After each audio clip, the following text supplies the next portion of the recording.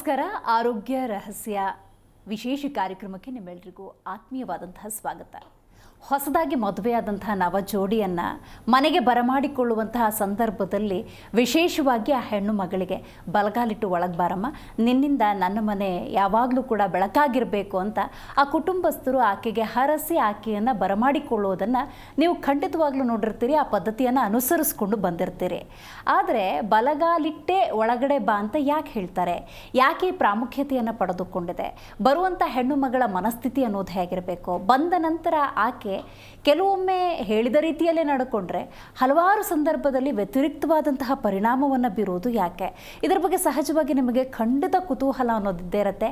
ಆ ಕುತೂಹಲದ ಪ್ರಶ್ನೆಗೆ ಉತ್ತರ ಕೊಡೋದಕ್ಕೆ ಇವತ್ತು ನಮ್ಮ ಕಾರ್ಯಕ್ರಮದಲ್ಲಿ ಶ್ರೀ ಪುರುಷೋತ್ತಮ್ ದೇಶಿಕ್ ಗುರೂಜಿ ಇದ್ದಾರೆ. ಮೊದಲಿಗೆ ಅವರಿಗೆ ಕಾರ್ಯಕ್ರಮಕ್ಕೆ ಸ್ವಾಗತವನ್ನು ಕೋರೋಣ. ಗುರುಗಳೇ, ಕಾರ್ಯಕ್ರಮಕ್ಕೆ ಸ್ವಾಗತ. ಪದ್ಧತಿ ಥರ ಅನುಸರಿಸ್ಕೊಂಡು ಬಂದ್ಬಿಟ್ಟಿದ್ದೀವಿ. ನಾವು ಜೋಡಿ ಬಂತು, ಬಾಗಿಲಲ್ಲಿ ನಿಂತಿದ್ದಾರೆ, ಬಲಗಾಲಿಟ್ಟು ಒಳಗಡೆ ಬಾರಮ್ಮ, ನಿನ್ನಿಂದಾಗಿ ನನ್ನ ಮನೆ ಬೆಳಕಾಗಬೇಕು, ಬದುಕು ಬಂಗಾರ ಆಗಬೇಕು. ಹಾಗೆ ಇದ್ದರೆ ಖಂಡಿತವಾಗ್ಲೂ ಒಳ್ಳೆಯದು. ಆದರೆ ವ್ಯತಿರಿಕ್ತವಾದಂತಹ ಬದಲಾವಣೆಯನ್ನು ಅದೇ ಮನೆ ಕಾಣುತ್ತೆ ಅನ್ನೋದಾದರೆ ವ್ಯತ್ಯಾಸ ಎಲ್ಲಾಯಿತು ಗುರುಗಳೇ?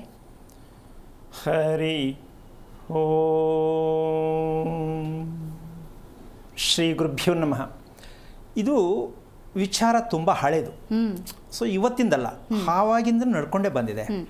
ಈಗಲೂ ಕೂಡ ಅದೇ ಮುಂದುವರಿತಾ ಇದೆ.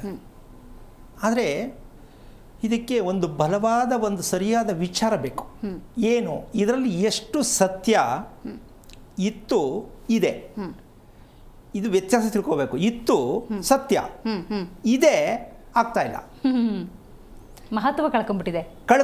ಇದಕ್ಕೆ ಕಾರಣ ಏನು ಅಂತಕ್ಕಂಥದ್ದು ನಾವು ತಿಳ್ಕೊಬೇಕಷ್ಟೆ. ಅದು ತಿಳ್ಕೊಳಕ್ಕೆ ಹೋಗಿಲ್ಲ ನಾವು. ಹಿಂದಿನಿಂದ ಮಾಡಿದ್ದಾರೆ, ನಾವು ಅದನ್ನು ಮುಂದುವರಿಸ್ಕೊಂಡು ಹೋಗೋಣ. ಅದು ಒಳ್ಳೆಯದು ಕೆಟ್ಟದ್ದು ಸಿಗಲ್ಲ.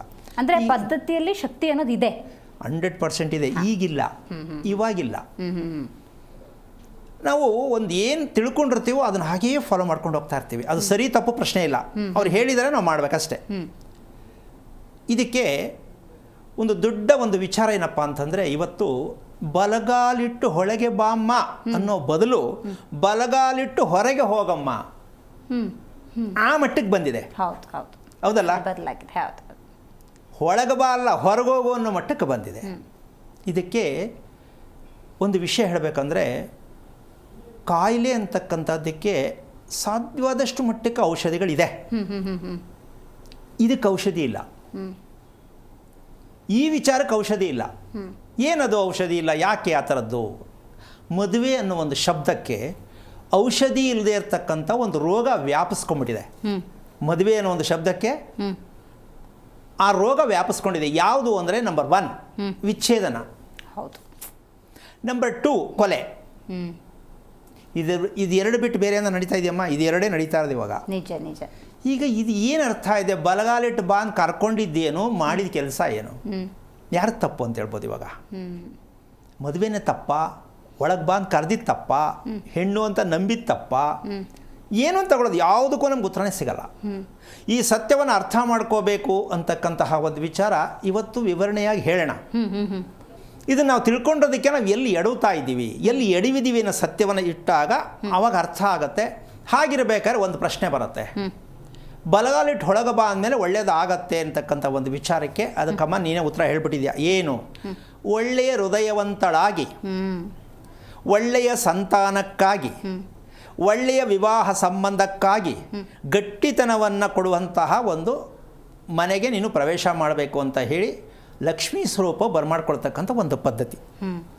ಈಗ ನೀನು ಹೇಳ್ದಂಗೆ ಬತ್ತದಂಗೆ ವಿಲನ್ ಆಗಿಬಿಟ್ರೆ ಯಾರು ತಪ್ಪು? ಈಗ ಇಲ್ಲಿ ನಾವು ಒಂದು ತಗೋಬೇಕಾಗತ್ತೆ. ಶಾಸ್ತ್ರ ಕೇಳೋದು, ಜ್ಯೋತಿಷ್ಯ ಕೇಳೋದು, ಕುಂಡಲಿ ಕೇಳೋದು, ಇದೆಲ್ಲ ಲೆಕ್ಕಾಚಾರ ಹಾಕ್ಕೊಂಡೆ ಮದುವೆ ಮಾಡ್ಕೊಳ್ತಾ ಇದ್ದೀವಿ ನಾವು. ಅದು ಹಿಂದಿನಿತ್ತು, ಈಗಲೂ ಇದೆ. ಆದರೆ ಒಂದು ದುಃಖಕರವಾದ ಸಂಗತಿ ಅಂತ ನಾವಿಲ್ಲಿ ಮಾತಾಡಬೇಕಾಗತ್ತೆ. ಏನದು ಅಂತಕ್ಕಂಥದ್ದು ನಾವು ತಿಳ್ಕೊಂಡು ಹೇಳ್ತಾ ಇರ್ತಕ್ಕಂಥದ್ದೇ ತಪ್ಪಾಗಿರುವ ಕಾರಣ.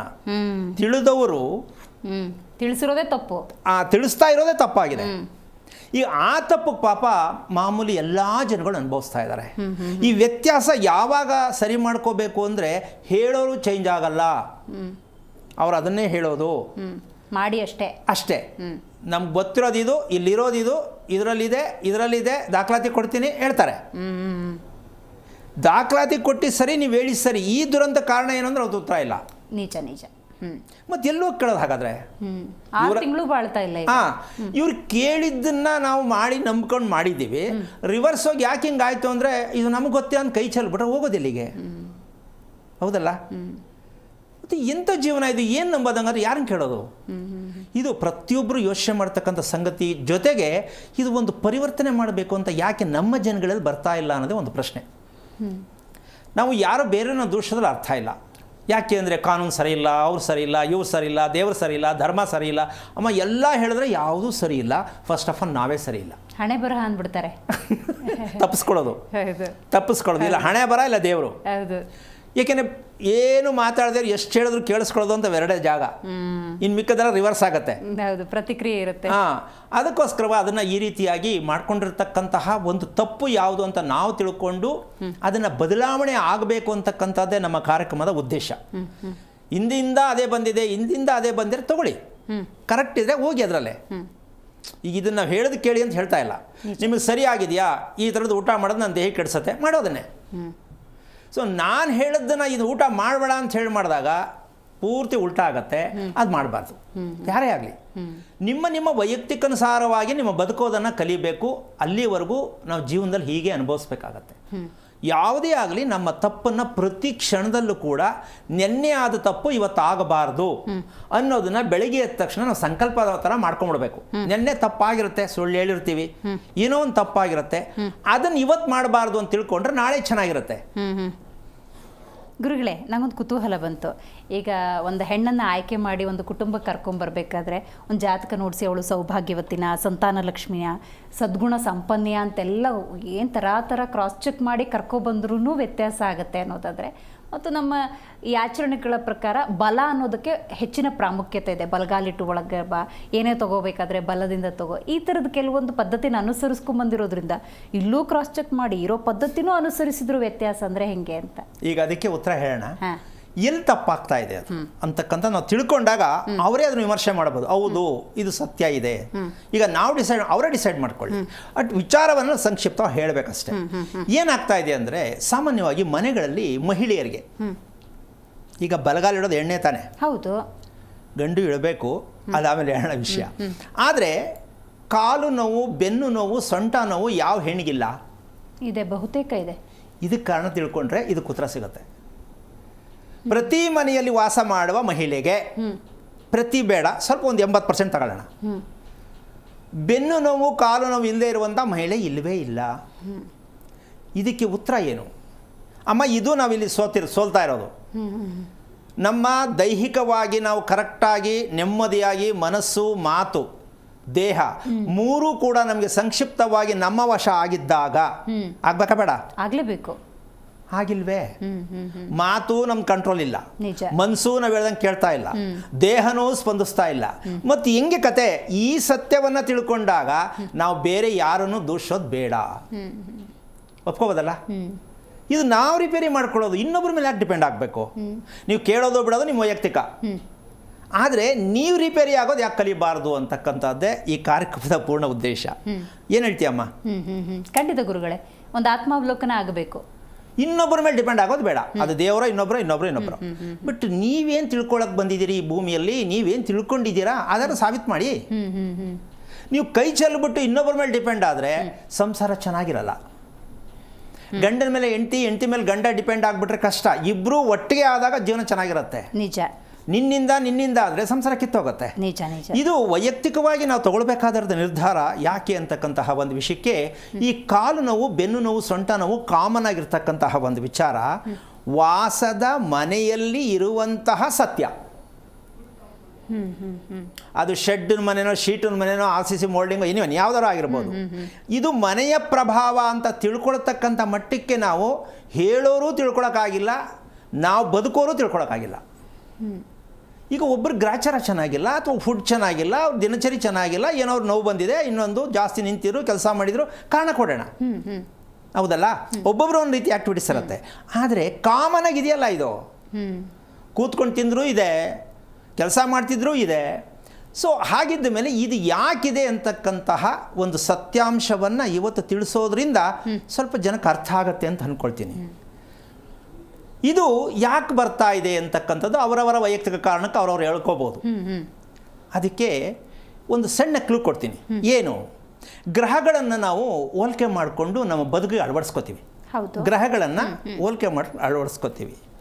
ಆ ಲೆಕ್ಕಾಚಾರ ಹೋದಾಗ ಗ್ರಹಗಳು ಅಂದಾಗ ನಾವು ತಿನ್ನೋ ಆಹಾರಕ್ಕೂ ಗ್ರಹಗಳು ಅಡಕವಾಗಿರುತ್ತೆ, ನಾವು ವಾಸ ಮಾಡೋ ಮನೆಗೂ ಗ್ರಹಗಳ ಅಡಕವಾಗಿರುತ್ತೆ. ಆದರೆ ಇಲ್ಲಿ ಯಾವುದನ್ನು ಬಳಸಬೇಕು ಅಂತಕ್ಕಂಥದ್ದು ನಾವು ಟೋಟಲಿ ಎಲ್ಲದಕ್ಕೂ ತದ್ವಿರುದ್ಧವಾಗಿ ಬಳಸ್ಕೊತಾ ಇದ್ದೀವಿ. ಇದಕ್ಕೆ ಅದನ್ನು ಸೇರಿಸ್ತೀವಿ, ಅದಕ್ಕೆ ಇದನ್ನು ಸೇರಿಸ್ತಾ ಇದ್ದೀವಿ. ಇದು ಯಾವುದು ನಮ್ಗೆ ಸೂಕ್ತವಾದ ದಾರಿ ಸಿಗ್ತಾ ಇಲ್ಲ. ನೇರಳೆ ಹಣ್ಣು ಗೊತ್ತಿದೆಯಲ್ಲಮ್ಮ, ಈಗ ನೇರಳೆ ಹಣ್ಣು ಕಾಲ ಕೂಡ. ಇವತ್ತು ಪ್ರಾಕ್ಟಿಕಲ್ ಆಗಿ ಸತ್ಯವಾಗಿ ಇದನ್ನು ಅರ್ಥ ಮಾಡ್ಕೋಬೇಕು. ಏನು, ಈ ಬೆನ್ನು ನೋವು, ಸೊಂಟ ನೋವು ಕಾಮನ್ ಆಗಿರ್ತಕ್ಕಂಥ ಅವ್ರ ಲೆಕ್ಕದಲ್ಲಿ ಒಟ್ಟಿನಲ್ಲಿ ನೋವು ಅಂತಕ್ಕಂಥದ್ದಕ್ಕೆ ಈ ನೋವಿಗೆ ಕಾರಣಕರ್ತ ಆಗಿರ್ತಕ್ಕಂಥ ಗ್ರಹಗಳಲ್ಲಿ ಶನೇಶ್ವರನಿಗೆ ಹೋಲಿಸ್ತೀವಿ, ಗ್ರಹಕಾರಕ ಶನೇಶ್ವರನಿಗೆ ಹೋಲಿಸ್ತೀವಿ. ಇವರಿಗೆ ನೇರಳೆ ಹಣ್ಣು ತುಂಬ ಪ್ರಿಯವಾದ ನೈವೇದ್ಯ. ನಮ್ಮ ದೇಹಕ್ಕೆ ಆ ನೋವು ಬರೋದಕ್ಕೆ ಕಾರಣವಾಗಿರತಕ್ಕಂತಹ ಮೂಲತತ್ವಕ್ಕೆ ಆ ಹಣ್ಣು ನಮ್ಮ ದೇಹವನ್ನು ರಿಪೇರಿ ಮಾಡುವಂಥ ಶಕ್ತಿ ನೇರಳೆ ಹಣ್ಣಿಗಿದೆ. ಟೆಸ್ಟ್ ಮಾಡಬೇಕಿದ್ನ. ಈಗ ಏನು ಹೇಳ್ಬಿಟ್ಟು ನೀವು ಕೇಳಿಸ್ಕೊಳ್ಳಿ ಅಂತಲ್ಲ, ಭಗವಂತನಿಗೆ ನೈವೇದ್ಯವನ್ನು ಮಾಡಿ ನಿಮ್ಮಲ್ಲಿ ಏನು ನೋವು ಅಂತ ಇದೆ, ನೇರಳೆ ಹಣ್ಣನ್ನು ನೈವೇದ್ಯ ಮಾಡಿ ಅದನ್ನು ಸ್ವಲ್ಪ ನೀವು ಅರ್ಪಣೆ ತಗೊಳ್ಳೋದೇ ಆದರೆ, ಸ್ವೀಕಾರ ಮಾಡೋದೇ ಆದರೆ ಅದರಲ್ಲಿ ಎಷ್ಟು ಪರಿವರ್ತನೆ ಆಗುತ್ತೆ, ನಿಮ್ಮ ದೇಹದಲ್ಲಿ ಚೇತರಿಕೆ ಎಷ್ಟು ಬರುತ್ತೆ, ನಿದ್ದೆಯಲ್ಲಿ ಎಷ್ಟು ವ್ಯತ್ಯಾಸ ಆಗುತ್ತೆ ಗೊತ್ತಾಗುತ್ತೆ. ಇಷ್ಟು ದಿವಸಗಳ ಕಾಲ ಅಂತ ಏನಾದರೂ ಅನುಸರಿಸಿ ಅದನ್ನು ಒಂದು 3 ದಿನದ ಕಾಲ ಮಾಡಿದ್ರೆ ಸಾಕಾಗುತ್ತೆ. ಅದರಲ್ಲಿ ಅವ್ರ ವ್ಯತ್ಯಾಸ ಗೊತ್ತಾಗುತ್ತೆ, ಏನಾಗ್ತಾ ಇತ್ತು ಈಗೇನಾಗ್ತಾ ಇದೆ. ಸೊ ಅವರಿಗೆ ನಂಬಿಕೆ ಬಂತು, ಮುಂದುವರಿಸಿ. ಹಾಗಂತ ದಿನಾ ನೆಲೆಣ್ಣು ತಿನ್ನಬೇಕು ಅಂತಿಲ್ಲ. ನಾವಲ್ಲಿ ಬದಲಾವಣೆ ಆಗೋದಕ್ಕೆ ಇವೆಲ್ಲ ಕಾರಣಗಳಿರುತ್ತೆ ಅಂತಕ್ಕಂಥ ಲೆಕ್ಕಾಚಾರ. ಖಂಡಿತ ಗುರುಗಳೇ, ಕರೆಗಳಿಗಾಗಲೇ ಬರ್ತಾ ಇದ್ದಾವೆ, ಸ್ವೀಕಾರ ಮಾಡೋಣ. ಮೊದಲನೇದಾಗಿ ನಾಗಮ್ಮ ಅಂತ ಕರೆ ಮಾಡಿದ್ದಾರೆ. ನಮಸ್ಕಾರ ನಾಗಮ್ಮ ಅವ್ರಿಗೆ. ನಾಗಮ್ಮ ಅವ್ರಿಗೆ ನಾನು ಮಾತಾಡೋದು ಕೇಳಿಸ್ತಾ ಇದೆಯಾ? ಕೇಳಿಸ್ತಾ ಇದೆ ಮೇಡಮ್. ಓಕೆ, ಗುರುಗಳಿದ್ದಾರೆ, ನೇರವಾಗಿ ಮಾತಾಡಿ, ಪ್ರಶ್ನೆ ಕೇಳಿ. ಹಲೋ, ಹರಿ ಓಂ ಗುರುಜಿ. ನಾರಾಯಣ ಹೇಳಿ. ಗುರುಜಿ, ನಾನು ನಾಗಮ್ಮ ಅಂತ ವಿಜಯನಗರದಿಂದ ಹಾಸನ ಮಾತಾಡ್ತಾ ಇರೋದು. ನಕ್ಷತ್ರ ಹೇಳಪ್ಪ. ಅನುರಾಧ ನಕ್ಷತ್ರ ಗುರುಜಿ. ನಾಗಮ್ಮ ಅಂತ. ಯಾರ್ದಿದು? ನಂದೇ ಗುರುಜಿ. ಎಷ್ಟು ವಯಸ್ಸಮ್ಮ? ವಯಸ್ಸು 43-44 ಗುರುಜಿ. ಏನಾಗ್ಬೇಕಿತ್ತು ಹೇಳಮ್ಮ? ಆರೋಗ್ಯದಲ್ಲಿ ತುಂಬಾನೇ ಪ್ರಾಬ್ಲಮ್ ಗುರುಜಿ. ಎಷ್ಟು ವರ್ಷದಿಂದ? ಎಷ್ಟು ವರ್ಷದಿಂದ ಅಂತ ಅಂದ್ರೆ ಗುರುಜಿ 2006ನೇ ಇಸ್ವಿಯಿಂದನು ಗುರುಜಿ. ನೀವು ಹುಟ್ಟಿದ ಎಷ್ಟನೇ ಇಸ್ವಿ? 82 ಗುರುಜಿ, 1982. ಅಂದರೆ ಬುದ್ಧಿ ಬಂದಲಾಗಾಯಿತು, ನಾನು ಆರೋಗ್ಯವಾಗಿ ಇಲ್ಲ ಅಂತ ತೀರ್ಮಾನ. ಓಕೆ, ಯಾಕೆ ತಿಳ್ಕೊಳಕ್ಕಾಗಲಿಲ್ಲ ಅಥವಾ ಸಿಕ್ಕಲಿಲ್ಲ ಅಂತನ, ನಿಮ್ಮ ಥರ ಹೇಳಿಲ್ಲ ಅಂತನ? ಏನು ನಿಮ್ದು ವರದಿ ಏನು? ವರದಿ ಒಂದೇ ಗುರುಜಿ, ನಿಮ್ ತರ ಯಾರು ಹೇಳಲಿಲ್ಲ. ಇನ್ನೊಂದು ಜ್ಯೋತಿಷಿಗಳೆಲ್ಲ ಬರೀ ಏನೋ ಕೊಟ್ಟಿದ್ದ ದುಡ್ಡಿಗೆ ಎಷ್ಟು ಹೇಳ್ಬೇಕು ಅಷ್ಟು ಹೇಳಿ ಕಳ್ಸೋರು, ಅವತ್ತಿಗೆ ಅಷ್ಟೇ ಗುರುಜಿ. ಓಕೆ, ಮದುವೆ ಆಗಿ ಎಷ್ಟು ವರ್ಷ ಆಯ್ತಮ್ಮ? ಮದುವೆ ಆಗಿ 19 ವರ್ಷ ಆಯ್ತೈತೆ ಗುರುಜಿ. ಓಕೆ, ಹಗಲು ನಿದ್ದೆ ಜಾಸ್ತಿನಾ ರಾತ್ರಿ ನಿದ್ದೆ ಜಾಸ್ತಿನಾ? ನಿದ್ದೆನೇ ಮಾಡಿಲ್ಲ ಗುರುಜಿ ನಾನು. 2006ನೇ ಇಸ್ವಿಗೆ ನಿದ್ದೆ ಕಡಿಮೆ. ನಾನು ಕೇಳ್ತಿರೋ ಪ್ರಶ್ನೆ ಅದೇ ತಾನೇ? ಗುರುಜಿ. ಈಗ ಈ ನಿದ್ದೆಗೆ ಯಾವ ರಸ್ತೆಯಲ್ಲಿ ಹೋಗೋದಮ್ಮ ಇವಾಗ? ಈಗ ನಿದ್ದೆ ಕೊರತೆ. ಹೌದು ಗುರುಜಿ. ಸರಿ, ಈ ನಿದ್ದೆ ಇಲ್ಲದೆ ಇದ್ದಾಗ ನಿನ್ನ ಕೋಪ ಎಷ್ಟಾಗತ್ತೆ, ಬೇಜಾರು ಎಷ್ಟಾಗತ್ತೆ, ಅರ್ಥ ಆಗಿದೆಯಾ? ಅರ್ಥ ಆಗಿದೆ ಗುರುಜಿ. ಕೋಪದ ಮೇಲೆ ಕೋಪ, ಬೇಜಾರಂತೂ ಕೇಳಂಗಿಲ್ಲ. ಮನಸ್ಥಿತಿ ಅಂತೂ ಹಿಡಿತದಲ್ಲೇ ಇರಲ್ಲ ಗುರುಜಿ. ಮಾನಸಿಕತ್ವ ನೋವು ತುಂಬಾ ಗುರುಜಿ ನಂಗೆ. ನಿಮ್ಮ ಮನೆ ವಾಸದ ಮನೆ ಎಷ್ಟು ವರ್ಷದ್ದು? ವಾಸದ ಮನೆ ಗುರುಜಿ 7 ವರ್ಷ ಆಯ್ತು ಗುರುಜಿ ಕಟ್ಟಿ. ಓಕೆ, ನಿಮ್ಮ ಯಜಮಾನ್ರು ಏನು ಮಾಡ್ತಾರೆ? ಡ್ರೈವರ್ ಕೆಲಸ ಗುರುಜಿ. ಎಷ್ಟು ವರ್ಷದಿಂದ? ಮದ್ವೆ ಆದಾಗಿಂದ ಅದೇ ಕೆಲಸ ಗುರುಜಿ. ಆಚೆಗೆ ಏನು ಕೆಲಸ ಮಾಡ್ತಿರ್ಲಿಲ್ಲ, ಜಮೀನ್ ಕೆಲಸ ಮಾಡ್ತಿದ್ರು. ಮದ್ವೆ ಆದ್ಮೇಲೆ ಆ ಕೆಲಸ ಮಾಡ್ತಾರೆ. ಓಕೆ, ನಿಮ್ಮ ಮನೇಲಿ ಲೆಟ್ರಿನ್ ಫಿಟ್ ಹಾಕಿದಿರಲ್ಲ? ಹಾ ಗುರುಜಿ. ಎಲ್ಲ ಹಾಕಿದ್ರಾ? ಅಡುಗೆ ಮನೆಯಲ್ಲಿ ಹಾಕಿದ್ರಾ, ಬೆಡ್ರೂಮ್ ಸೈಡ್ನಲ್ಲಿ ಹಾಕಿದ್ರಾ? ಅಡುಗೆ ಮನೆ ಲೈನಿಗೆ ಮುಂದೆ ರೋಡಲ್ಲಿ ಬರುತ್ತೆ ಗುರುಜಿ. ಓಕೆ, ಈಗ ದಿನ ಮಾತ್ರೆ ಬಳಸೋದು ಯಾರು? ನಮ್ಮ ಹಸ್ಬೆಂಡ್ ಗುರುಜಿ. ನಿಮಗೆ? ನಾವೇನು ತಗೊಳಲ್ಲ ಗುರುಜಿ. ಇದೇ ನೋವು, ನಿದ್ದೆ ಬರಲ್ಲ. ಓಕೆ ಓಕೆ, ಆಯ್ತು ಆಯ್ತು ಆಯ್ತು. ಬಿ ಪಿ ಚೆಕ್ ಮಾಡಿಸಿದ್ರಾ? ಅವು ಚೆಕ್ ಮಾಡ್ತಿದೀವಿ ಗುರುಜಿ. ನನಗೆ ಸ್ವಲ್ಪ ಕಡಿಮೆನೇ ಇದೆ. ಹಂಗೆ ಇರಬೇಕು ಅಂತನಾ, ಚೇಂಜ್ ಆಗಬೇಕು ಅಂತನಾ? ಚೇಂಜ್ ಆಗ್ಬೇಕು ಅಂತಾನೆ ಗುರುಜಿ. ಏನ್ ಮಾಡೋದು? ಸಾಕು ಸಾಕು, ಒಂದು ನಿಮಿಷ. ಕೋಪ ನಿಮ್ಮ ಯಜಮಾನ್ರಿಗೆ ಜಾಸ್ತಿನಾ ನಿಮ್ಗೆ ಜಾಸ್ತಿನಾ? ನನಗೆ ಗುರುಜಿ. ಈಗ ಇಷ್ಟು ವಿಚಾರ ಕೇಳಿದ ವಿಷಯ ಏನಪ್ಪ ಅಂದರೆ, ಇಷ್ಟು ದಿನ ಆದರೂ ಅನುಭವಿಸ್ತಾ ಇದ್ದೀವಿ ಅಂದರೆ ಈಗ ಈ ಮನೆಗೆ ಬಂದ ಮೇಲೆ, ಮನೆ ಕಟ್ಕೊಂಡು ಹೋದ್ಮೇಲೆ ಚೆನ್ನಾಗಿರ್ತೀವಿ ಅಂತ ತಾನೇ ಬರೋದು. ಹೌದು ಗುರುಜಿ. ಈಗ ಈ ಬೇಜಾರು, ನಿದ್ದೆ ಇಲ್ಲದ ಅಂದಮೇಲೆ ನಿಮ್ಮ ಯಜಮಾನ ಹತ್ರ ಹೇಳಿಲ್ವಾ ನಾವು ಹಿಂಗೆ ಆಗ್ತಾ ಇದೆ ಅಂತ? ಹೇಳಿದ್ರುನು ಅವ್ರು ಅವೆಲ್ಲಾನು ಏನ್ ತಲೆಗೆ ಹಾಕೊಳ್ಳಲ್ಲ ಗುರುಜಿ. ಈಗ ಹೆಂಗಪ್ಪ ಸಂಸಾರ ಮಾಡೋದು ನೀನು? ಹಂಗಾದ್ಮೇಲೆ ನೀನು ಕೇಳಿದ್ದೆ ತಪ್ಪು. ಇವಾಗ ನಾನು ಹೇಳಿ ಏನು ಪ್ರಯೋಜನ? ಪೂಜೆ ಮಾಡೋದಂತೂ ನಾವು ಹೇಳಂಗಿಲ್ಲ, ಯಾಕೆಂದರೆ ಪೂಜೆಲಿದ್ದರೆ ರೋಗ ಪರಿಹಾರ ಆಗಲ್ಲ. ಹಾ ಈಗ ನಿಮ್ಮ ಲೆಟ್ರಿನ್ ಫಿಟ್ಟಲ್ಲಿ ಮಾಟ ಮಂತ್ರ ದೆವ್ವ ಮೋಹಿನಿ ಎಲ್ಲ ಇದೆ, ಹಾ ಜಗಳ ಮಾಡ್ತಕ್ಕಂಥ ಗ್ರಹ ಇದೆ, ಮನಸ್ಸಿಗೆ ಯಾವಾಗಲೂ ಯೋಚನೆ ಮಾಡೋ ಗ್ರಹ ಇದೆ, ಗಂಡಸರು ಮನೆಯಿಂದ ಹೊರಗೆ ಹೋದ್ಮೇಲೆ ಬೇಗ ಬರಲಿಲ್ವಲ್ಲಪ್ಪ ಇನ್ನೆಷ್ಟೊತ್ತಿಗೆ ಬರ್ಬೋದು ಅಂತ ಯೋಚನೆ ಮಾಡುವಂಥ ಗ್ರಹ ಇದೆ. ಆಮೇಲೆ ಜಗಳ ಆಡೋದು, ಅಕ್ಕಪಕ್ಕದವರು ಜಗಳ ನೆಂಟರಿಷ್ಟರಲ್ಲಿ ಯಾವುದೇ ಕಾರಣಕ್ಕೂ ಒಬ್ಬರ ಮೇಲೆ ಒಬ್ಬರು ವೈಮನಸ್ಸು ಇಟ್ಕೊಂಡು ಅನುಭವಿಸ್ತಾ ಇರ್ತಕ್ಕಂಥದ್ದಿದೆ. ಹೌದಾ ಅಮ್ಮ? ಹೌದು ಗುರು, ಏನ್ ಹೇಳಿದ್ರೆ ಅಷ್ಟು ಫುಲ್ ಈ ಮನೆಗೆ ಬಂದ್ಮೇಲಿದೆ ಗುರು. ಸರಿ, 7 ವರ್ಷದಿಂದ ಏನಕ್ಕೆ ಅನುಭವಿಸ್ಬೇಕು? ಒಂದಿನ ತೀರ್ಮಾನ ಮಾಡಬೇಕಲ್ಲ, ತಿಳ್ಕೊಬೇಕಂತ. ತಿಳ್ಕೊಬೇಕಂದ್ರೆ ತಿಳ್ಸರೆ ಯಾರು ಇಲ್ವಲ್ಲ ಗುರುಜಿ, ಇವಾಗ ಗೊತ್ತಾಗಿರೋದಲ್ಲ ಗುರುಜಿ. ಸರಿ, ಈಗ ಒಂದು ಕೆಲಸ ಮಾಡಮ್ಮ, ನಿಮ್ಮ ಯಜಮಾನರನ್ನ ಕನ್ವಿನ್ಸ್ ಮಾಡಿ, ಇಲ್ಲ ರೀ ನಮ್ಮ ಮನೆಗೆ ಒಂದು ನೆಮ್ಮದಿ ಬೇಕು, ನೀವು ಮಾತ್ರೆ ತಿನ್ನೋದು ಬೇಡ ಅಂದಮೇಲೆ ಇದ್ರ ವಿಷಯ ತಿಳ್ಕೊಳ್ಳೋಣ ಅಂತ ತೀರ್ಮಾನ ಮಾಡಿ ಆದಷ್ಟು ಅವರಿಗೆ ಸಾಫ್ಟಾಗಿ ಹೇಳಬೇಕು. ಮಾಡೋಕ್ಕೆ ಪ್ರಯತ್ನ ಮಾಡು. ಒಪ್ಕೋತಾರೆ ಗುರುಜಿ. ಒಪ್ಕೊಳ್ಳೋದಾದರೆ ಯಾವುದೇ ಕಾರಣಕ್ಕೂ ಶನಿವಾರದ ದಿವಸ ಗಂಡ ಹೆಂಡತಿ ಇಬ್ಬರು ಆಂಜನೇಯ ದೇವಸ್ಥಾನಕ್ಕೆ ಹೋಗಿ ಭಗವಂತ ನಮ್ಗೆ ಹೋಗ್ಲಿಕ್ಕೆ ದಾರಿ ತೋರಿಸು ಅಂತೇಳಿ ಆ ಭಗವಂತನ ಪ್ರಾರ್ಥನೆ ಮಾಡ್ಕೊಂಡು ಬನ್ನಿ. ನಿಮ್ಮ ಯಜಮಾನರು ನೀವು ರೆಡಿ ಮಾಡಿ ಕೇಳ್ಕೊಳ್ಳೋ ತೀರ್ಮಾನ ಮಾಡಿ. ಎಲ್ಲದಕ್ಕೂ ಪೂರ್ಣ ಪರಿಹಾರ ಇದೆ. ನಿಮ್ಮ ವಾಸದ ಮನೆಯಲ್ಲಿ ಸಾಕಷ್ಟು ಸಿಗುತ್ತೆ. ತಿಳ್ಕೊಳ್ತಾಯಿ, ಒಳ್ಳೆಯದಾಗಲಿ. ಓಕೆ, ಕರೆ ಮಾಡಿದ್ದಕ್ಕಾಗಿ ಧನ್ಯವಾದಗಳು ನಾಗಮ್ಮ ಅವರೇ. ಪ್ರಕಾಶ್ ಅಂತ ಕರೆ ಮಾಡಿದ್ದಾರೆ. ನಮಸ್ಕಾರ ಪ್ರಕಾಶ್ ಅವರೇ. ನಮಸ್ತೆ. ನಮಸ್ತೆ ಗುರು. ಬೆಂಗಳೂರಿಂದ ಕರೆ ಮಾಡ್ತಾ ಇದ್ದೀರಾ ಪ್ರಕಾಶ್ ಅವರೇ? ಕಮಲಾನಗರ ಮೇಡಮ್. Okay, right. ನಕ್ಷತ್ರ ತಿಳಿಸ್ಬೋದಾ? ಓಕೆ, ಗುರುಗಳಿದ್ದಾರೆ ಮಾತು. ಹಲೋ, ನಮಸ್ತೆ ನಾರಾಯಣ ಗುರುಜಿ. ನಾರಾಯಣ, ಏನು ಮಾಡ್ತಾ ಇದ್ದೀರಾ ತಾವು? ನಾವು ಕಾರ್ ಅಡಿ ವೆಹಿಕಲ್ ಓಡಿಸ್ತಾ ಇದ್ದೇನೆ ಗುರುಜಿ. ಕಾರ್ ಡ್ರೈವಿಂಗಾ? ಹ್ಞೂ ರೀ. ಎಷ್ಟು ವಯಸ್ಸು ತಮಗೆ? ನನಗೆ 55 ರೀ. ಏನಾಗಬೇಕಿತ್ತು? ಮಗಳದು ಸ್ವಲ್ಪ ಮದುವೆ ಆಗಿಲ್ಲ, 28 ವರ್ಷ. ಏನು 28 ವರ್ಷ? ಮಗಳದ. ನಿಮ್ಮ ಮಗಳಿಗಾ? ಮಗಳಿಗೆ ಗುರುಗಳ. ಪುನರ್ವಸು ನಕ್ಷತ್ರ ನಿಮ್ಮ ಮಗಳ? ಮಗಳ ಜ್ಯೇಷ್ಠ ನಕ್ಷತ್ರ, ನಾನು ಪುನರ್ವಸು. ಜ್ಯೇಷ್ಠ ನಕ್ಷತ್ರಕ್ಕೆ ಮದುವೆ ಆಗಿಲ್ಲ ಅಂತ ಕೇಳ್ತಾ ಇದ್ದೀರಾ? ಹ್ಞೂ ಗುರುಗಳ. ಏನು ಓದಿದ್ದಾಳೆ? BA ಕಂಪ್ಲೀಟ್ ಆಗೈತೆ ಗುರುಗಳ. ಈ ಕೆಲಸಕ್ಕೆ ಹೋಗ್ತಾ ಇಲ್ಲ, ಮನೇಲಿದ್ದಾರಾ? ಮನೆ ಕೋಚಿಂಗ್ ಮಾಡಕತ್ತಾಳ ಗುರು. ಓಕೆ, ಬಿಡಿ, ಆರಾಮಾಗಿ ಸಂಪಾದನೆ ಮಾಡಲಿ. ಕೋಚಿಂಗ್ ಕಲೀಲಿಕ್ಕೆ ಸ್ವಲ್ಪ 28 ಏಜ್ ಅಲ್ಲ ಗುರುಗಳ. ಅಲ್ಲ, ಮದುವೆ ನೀವು ಮಾಡ್ಬೇಕಂತ ತೀರ್ಮಾನ ನಿಮ್ಮ ಮಗಳು ಮಾಡ್ಕೋತೀನಿ ಅಂತಾರ? ನಾವು ಮಾಡ್ಬೇಕಾದ ಏಜ್ ಹೋದಂಗೆಲ್ಲ ಸ್ವಲ್ಪ ಸಮಸ್ಯೆ ಆಕತ್ತಲ್ರಿ. 28 ಅಂದ್ರೆ 28. ಅಲ್ಲ, ಒಂದು ನಿಮಿಷ ಒಂದು ಸ್ವಲ್ಪ ತೀರ್ಮಾನ ಮಾಡಿ. ಈಗ ನೀವೇನು ಮಾಡ್ತಾ ಇದ್ದೀರಾ? ವಯಸ್ಸಾಗ್ತಾ ಇದೆ, ಏಜ್ ಮೀರ್ತಾ ಇದೆ, ಮದುವೆ ಮಾಡಬೇಕು ಅಂತ ನಿಮ್ಮ ತೀರ್ಮಾನ. ಹ್ಞೂ ಗುರುಗಳ. ನಿಮ್ಮ ಮಗಳು ಮದುವೆಗೆ ರೆಡಿ ಇದ್ದಾಳಾ? ಮದುವೆ ನಾವು ರೆಡಿ ಅಂದ್ರೆ ರೆಡಿ ಇದ್ದಾಳೆ ಗುರುಗಳ. ಓಕೆ, ಇಲ್ಲಿವರೆಗೆ ಯಾವುದು ಸಂಬಂಧ ಬಂದೋಬಸ್ತಿಲ್ವಾ? ಸಂಬಂಧ ಯಾವ ಬಂದಿಲ್ಲ ಗುರುಗಳ. ಅದಕ್ಕೆ ಸಂಬಂಧ ಬರುವಂಗ ಒಂದು ಏನಾರ ಉಪಾಯ ಹೇಳ್ರಿ. ಅದಕ್ಕೆ ಒಂದಿಷ್ಟು ನಾವು ಬಂದ್ಬೇಕಾಯ್ತು. ನೀವು ಅವಾಗ ಅಂತೀರ ಅವಾಗ. ಓಕೆ, ನಿಮ್ಮ ಮನೆ ಎಷ್ಟು ವರ್ಷದ್ದು? ನಮ್ದಲ್ಲಿ ಊರಲ್ಲಿ ಇದೆ ರೀ, ಹುಬ್ಳಿ ಅಂತಕ್ಕೆ ಒಂದು ನಾವೊಂದು ಸೌತ್ ಇದ್ರಾಗ ಹಳ್ಳಿ ಒಳಗೆ ಐತ್ರಿ ಅದ. ನಾ ಇಲ್ಲಿ ಬಾಡಿಗೆ ಮನೆ ಒಳಗೆ ಅದೇನ್ರಿ. ಸರಿ, ಮನೇಲಿ ಎಷ್ಟು ಜನ ಇದ್ದೀರಾ? ನಾವು, ನಮ್ಮ ಮಿಸಸ್, ನಮ್ಮ ಮಗಳು, ನಮ್ಮ ಮಗ ರೀ. ಓಕೆ, ನೀವು ಪ್ರತಿದಿನ ಸ್ನಾನ ಮಾಡ್ತಕ್ಕಂಥ ಅಭ್ಯಾಸ ಎಷ್ಟೊತ್ತಿಗೆ? ಬೆಳಿಗ್ಗೆ 5:30 6 ಗಂಟೆ ಅಂದ್ರೆ ಸ್ನಾನ ಆಗಿರ್ತದೆ ಗುರುಗಳ. ಪ್ರತಿದಿನ ಒಂದು 6 ಗಂಟೆ ಸ್ನಾನ ಆಗ್ಬೇಕ್ರಿ. ಅಂದ್ರೆ ಡ್ರೈವಿಂಗ್ ಮಾಡ್ತಿರ್ತೇನೆಲ್ಲ, ಹೋಗ್ಬೇಕು, ಹೊರಗಡೆ ಹೋಗ್ಬೇಕಲ್ಲ. ಓಕೆ, ನಿಮ್ಮ ಮಗಳು ನೀವು ಹೇಳಿದ್ದನ್ನು ಕೇಳ್ತಾಳ? ನಿಮ್ಮ ಮಗಳು ನೀವು ಹೇಳಿದ್ದನ್ನು ಕೇಳ್ತಾಳ? ಮಗಳು ಹೇಳೋದು ನೀವು ಕೇಳ್ಬೇಕಾ? ಹಾಂ, ನಾವೇ ಹೇಳಿದ್ದನ್ನು ಕೇಳ್ತಾಳೆ ಗುರುಗಳ. ಓಕೆ, ಈಗ ಒಂದು ವಿಷಯ ತಿಳ್ಕೊಬೇಕು ನೀವು. ಒಂದೊಂದು ಸಲ ತುಂಬ ಯೋಚನೆ ಮಾಡ್ತಾಳೆ ಅನ್ನೋದು ಗೊತ್ತಾಗಿದೆಯಾ ನಿಮಗೆ? ವಿಚಾರ ಮಾಡ್ತಿರ್ತಾಳೆ. ಈಗ ಅದಕ್ಕೆ ಕಾರಣ ತಿಳ್ಕೊಬೇಕಾ, ಮದುವೆ ಮಾಡಬೇಕಾ? ಕಾರಣ ತಿಳ್ಕೊಂಡ್ರೆ ದಾರಿ ಸಿಗ್ತೈತೆ ಗುರುಗಳ. ಕಾರಣ ಏನಪ್ಪ ಅಂದರೆ ಅವಳು ಒಂದೊಂದ್ಸಲ ಹೇಗೆ ಮಂಕಾಗ್ತಾಳೆ ಅಂತಕ್ಕಂಥ ಲೆಕ್ಕಾಚಾರದಲ್ಲಿ ನೀವು ಕೇಳಬೇಕು. ಯಾಕೆ ಒಂದೊಂದ್ಸಲ ಈ ಥರ